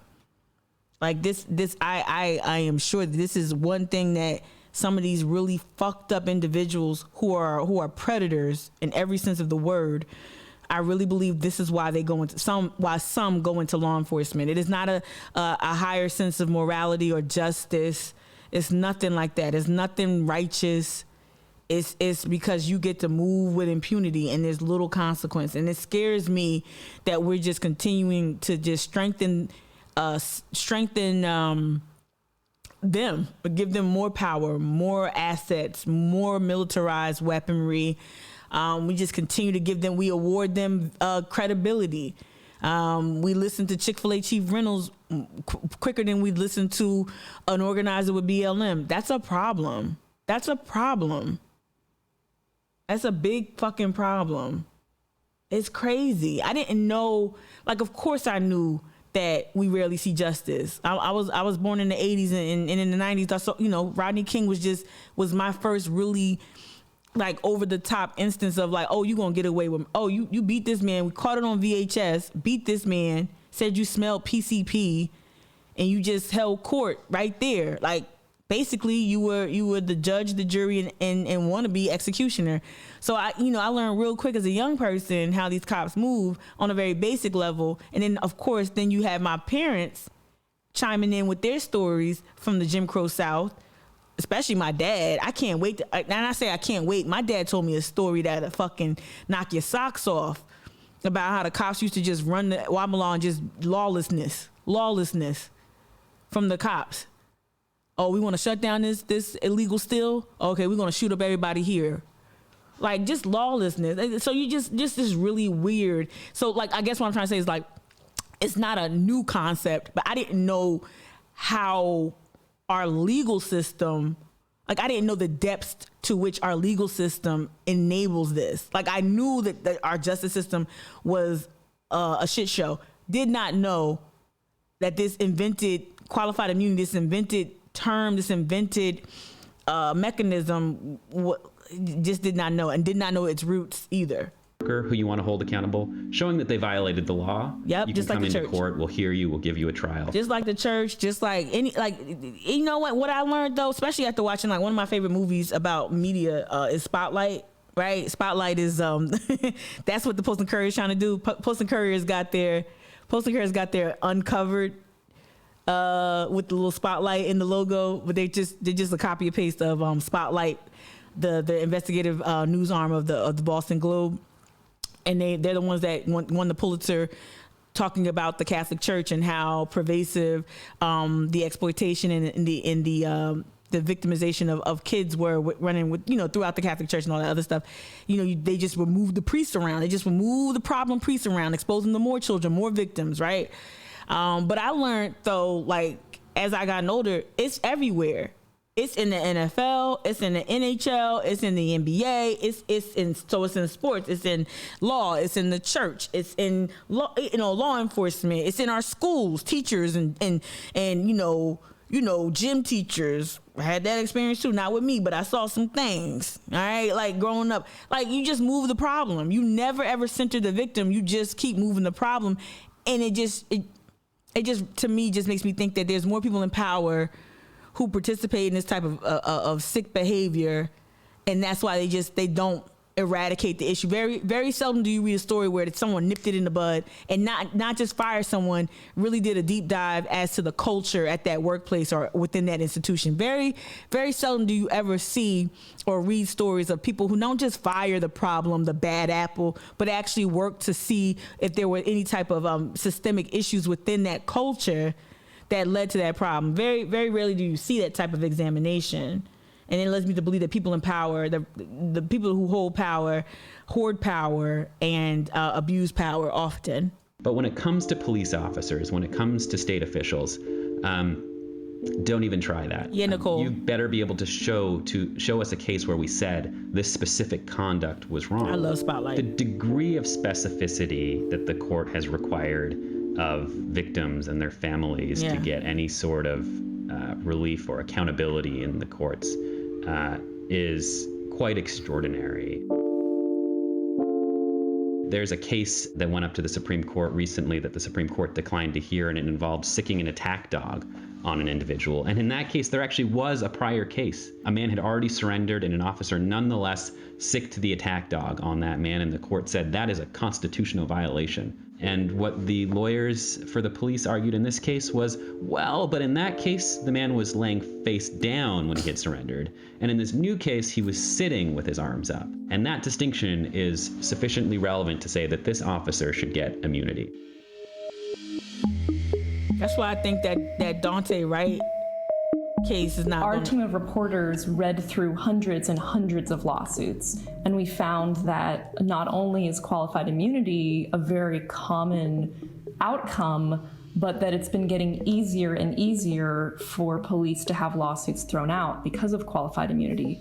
And we're seeing that this is especially true in cases where the judge rules that the rights were violated, but they're still granting qualified immunity. From 2005 to 2007, we were looking at cases where defense raises a qualified immunity defense. And in those cases, there was a qualified immunity ruling that favored the police in only 44% of cases. But in the more recent years, from 2017 to 2019, the ruling on qualified immunity favored police 57% more than. So what all these sobering statistics do, and I'm gonna bounce out because I don't want to lose my train of thought before I end the live stream for today. What all this does to me, y'all, all these numbers, it makes me think about, this might not sound related, but this is just what it made me think. It made me think about what I often tell y'all. They take the lives of individuals, innocent individuals, like a Jamal Sutherland. And Walter Scott was an innocent individual. You can have all the warrants you want. You do not deserve to die when you are unarmed and you pose no threat to law enforcement. You do not deserve to die by being shot 8 times in the back as you flee. They take lives, they take property, they apparently abuse and take the lives of pets and other animals. They kick in the doors on the wrong house. Like, that's what we watched earlier, Evelyn. We watched the whole, just crazy stuff. And a lot of this is caught on dash cam, body cam, and all that, right? Before they cut it off or mute it. All these numbers and statistics lead me to remind y'all that the only recourse a lot of these people have are the civil suits. And I want to remind y'all that while I'm in favor of families suing the fuck out of any system that fails them, please remember that this is not justice. That $10 million, $27 million is not justice. It doesn't make up for what you lose. And not just in the cases of people who lose their lives or lose loved ones, whether it's civil asset forfeiture, whatever it is, you know, not being able to get your property back, your animals back. As Susanna, I did the depths of this story, the depths of this issue, it seems bottomless. But like, this is not, please understand that we have to start demanding from our local law enforcement. We have to start demanding accountability. And so I hope, this is where I kind of get, this is very reductive, but I'm going to give myself permission to be in this space right now. This is where I really do hope white women get activated, because usually white women get activated around issues, sex, sexual assault, harassment. You know, I'm gonna be real. Like, this will get white women fired up, and I want to know if Sheriff Graziano, being a woman, being a queer woman, is like a speed bump for some people. Like, oh, I don't know if I can hold her accountable. This ain't right, but I don't know. I'm really going to be watching area groups really hold her to account for her actions, because this is incompetent. She did not have to write a memo saying good luck. She didn't have to do that. She didn't have to accept his resignation, especially and to as Evelyn joined the live stream, you brought up questions that were really valid questions, like really solid questions like, you know, the things that, you know, the 6 women, there was 6 women at this training, right? But you know that their investigation probably found a bunch of other stuff. Like, and if not, it probably some word on the street. I don't know what his record was at CPD before he joined the sheriff's department, but you probably can imagine there was some stuff there too, some misconduct. I'm speculating, but you get what I'm trying to say, right? So I really do, and I'm not saying, oh, white women come with, you know, I'm using this as a moment to attack you. I'm not. I'm letting you know that, like, so this stuff happens, it gets reported, it gets shared widely, people comment in the comment section. What do y'all do? What do we do? I know I'm using my platform to break it down and show you instances of in Atlanta, in Detroit, in you know, Cleveland. I'm showing you what this looks like and what accountability looks like, or what people are fighting for, right? I just showed almost 2 hours worth of clips, right? What do you do?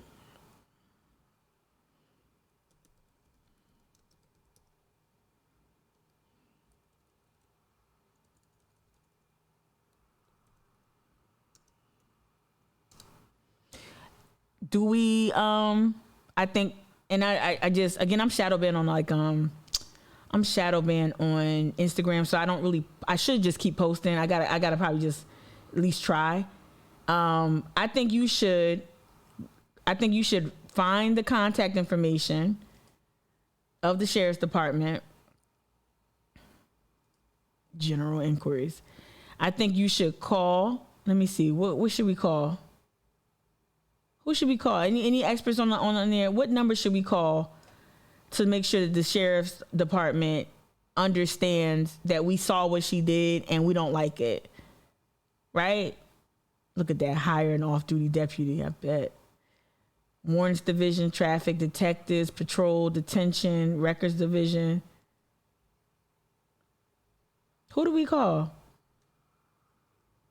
Is it the general inquiries? No, that's just that. FOIA request, media request, citizen complaint form, deputy commendation, contact numbers again. Who do we call? Because she needs to hear it.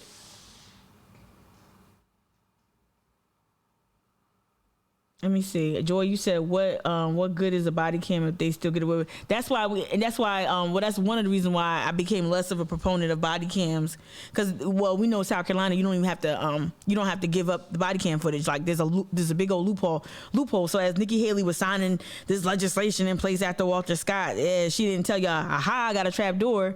They don't have to turn it over. They have to, supposedly by law, they're supposed to turn over the dash cam of within the vehicle, but they're not legally legally obligated to hand over body cam footage. So what does that mean? That means we got to start filming the police. And shout out to Justin. He's not on the live stream. I don't think he is. He hasn't commented yet. But shout out to Justin, who he shared a video with me months ago of him checking up on a black man that's been pulled over by multiple law enforcement officers. And he stopped, and this is what I encourage people to do. I do this myself. I don't just tell y'all to do something I don't do. If I see one black person and there's a swarm of cops, I at least ride by and say, hey, you good? Do you need any help? All right. And I start filming, and Justin filmed this interaction. And the cops, what did they do? As if it was scripted, Act Aggressive told him to mind his business, told him to keep going. Right. He's like, no, I can do this. I can film this. I'm summarizing. He's like, no, I can film it. That's why we need to be filming cops. More cameras on cops. Citizen complaint. Let me see. Yeah, we gotta reach out. I'm gonna find a number, and then we gonna. And these are like all bullshit customer service numbers. They probably all go to the same thing, right? Flood her inbox. Oh, that's a good one. That's a good one. Submit a tip. I'll submit some fucking tips. I don't want to clog that up for people who really need to submit real tips. But she really does need, she needs to hear from people. And I think the next newsletter that goes out, I'm going to call for that. And hopefully white women, and I'm saying this on purpose, like, it's true. Like, hello, this is your time. This is your moment. Like, all the women that dressed up like RBG on Halloween and you showed up at Erica's Women's March, this is your moment. It's time. All right, let's start practicing our values when it comes to, how we see these things. And I think Kristen Graziano, she relies heavily on people kind of say, oh, she's a woman, she's better than Al Cannon. Because I know that's what the Democrats are going to tell you, are saying behind the scenes. Oh, and not just about my voice lifting this up. Oh, well, she's better than Al Cannon. She's done so much. I understand the concern, but we're working on reforms. Did you see this new initiative she did? No. I saw her give this dude everything but a kiss on the cheek as he left, as he was allowed to resign. Right?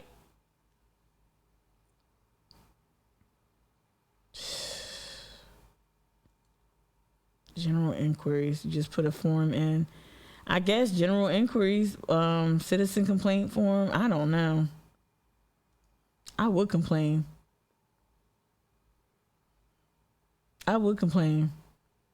I take that article and copy and paste that bitch right in here. Also, too, I just think she should hear from you, like in her inbox or whatever. I really hope that people do reach out to her and say, hey, this is wrong. You got this one wrong. I really do. I really hope that. Because it's crickets. It's crickets out here. No one's really saying anything. All these numbers and then they're gonna throw the civil cases at you, like, well, they sued for $10 million. Oh, they sued. That's not justice. The system is broken. How do we prevent loss of life? How do we prevent predators from staying on the force? Like, how do we actually actively work against these things so we can change the outcomes? Right? All right, I'm gonna leave it there. Tagged her. Yeah, tag the shit out of her. She's on social media. Okay. I saw her bio and didn't click on it. Thank you. Thank you, Joy. You a real one. Thank you. Yeah, I saw her thumbnail and I don't know why I didn't click on it. Okay. Yeah. Kristen Graziano. So I'll put this in. You know what? I said I was going to remove her from my news because Kristen Graziano, she opens every newsletter I write. Y'all know I can see who opens it, right? Like, y'all know that. I don't know how many people do newsletters or know how they work or maybe use them for work. So you can see who opens them, and I know I'm not obsessed with it, but I have an unhealthy relationship with looking at who opens my newsletter and who unsubscribes. Most of my unsubscribes I looked at come from people who subscribed in 2018. So yeah, the message has gotten progressively left. So I get it. Bye, sayonara. Shout out to the new subbies though. But yeah, she opens every letter, and I said at the start of this live stream, I said I gotta go remove her. That's why I'm like, nah. She actually need to hear this. She already watching though. Like she already using, whatever surveillance tools are at her disposal to surveil all activists and all people. So yeah, and I want her to run for re-election. I want the fucking Democrats to have a straight fucking face during her if she runs for re-election. I want them to come to, like, literally post one thing about Sheriff Graziano when her time comes. Post one goddamn thing when y'all was dead fucking silent when she's doing all this dumb shit and not answering questions because she's being a coward. Just so disappointing. So disappointing. I know this job is not, I'm not definitely not gonna make no excuses for law enforcement. And this is not that. This is just me being an adult. I know the job is hard. I know this job is hard, right? But I was having this argument with my dad. My dad thinks I complain a lot. My dad, he's a product of being born in the 1930s, right? 1939. So I'm not making excuses, just what it is. Me and my dad, when we do have disagreements, it's usually gendered, and he even if he won't acknowledge it, right? And I'm bringing this up because this weekend I was trying to talk to him about an issue I was having, and he just views it as me bitching and moaning. And I'm like, no, Dad, I was an executive level retail manager, like both on the sales floor and with logistics. I know gross incompetence when I see it. I manage multiple, $100 million profit centers in the Philly metro area, right? And, with Trader Joe's, with Target, I know gross incompetence when I see it. And he kept challenging me on that. He just, because he couldn't, I'm his daughter. I'm always, I'm just his little daughter. And I'm a woman, just being real, right? And like, I kept telling him, like, no, Dad, this is incompetence. So I really do trust my instincts when I know gross incompetence. Like, I know the job is tough, but these are like unforced errors, right? As a woman, we need her to do better. We do.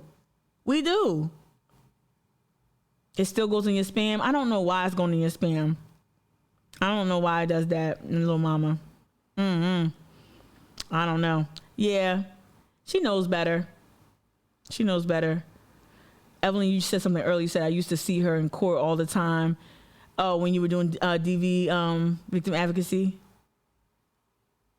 Yeah. Huh. Yeah, thank you, D, for doing that, being very loud and vocal. I think, yeah, we expected more. Man, I gotta trust my gut. It was she would pop up at events and always try to get my attention. She, and it's no shade or nothing, like Fernando's the homie. But she would work, like Fernando, even because of the immigration component to the election, Fernando even, tried to help her, build out her message and like say, hey, talk to Tamika. And, that's how, like, she called me one night early on, like right in the beginning of her, like, I guess her candidacy for sheriff. And I remember I just kept sidestepping, like, I can't work with cops. I can't work with a cop. Yeah, do your thing. I hope you unseat the other really, really bad guy. And I just kept, she would pop up in Collins County. She would pop up at this event. And I would just like, no, I can't. And then I relent and I interview her. And I'm not saying, again, I'm not trying to just center myself. I'm like, oh, and I know that my interview with her was not like, it wasn't like the biggest. It wasn't like Oprah. It wasn't Diane Sawyer with Whitney Houston. I know it wasn't groundbreaking, but just from a personal standpoint, I'm really disappointed in her. And it's more, and I know abolition is gonna kill me. It's more hurt than it is anything else. Like, seriously, you know how important this is in this area in the South to these people. You know how important this is, and you fumbled the Jamal Sutherland thing. You fumbled the Seahawk surveillance thing, and you fumbled this. God knows what else you're doing behind the scenes. All right, gotta get your kiddos. All right, I gotta go too. All right, yeah, take it easy, Brienne. Little mama, you're so good saying bye to everybody. Yeah. We got her email here. We're gonna light it up. I'm gonna just screenshot. Let me see if I can screenshot while I'm live streaming. Right here. All right, whatever. We're gonna post this, and I'm gonna encourage people to please give her a call because she really fucked this up. All right, have a great Monday. Let me switch up. Say bye.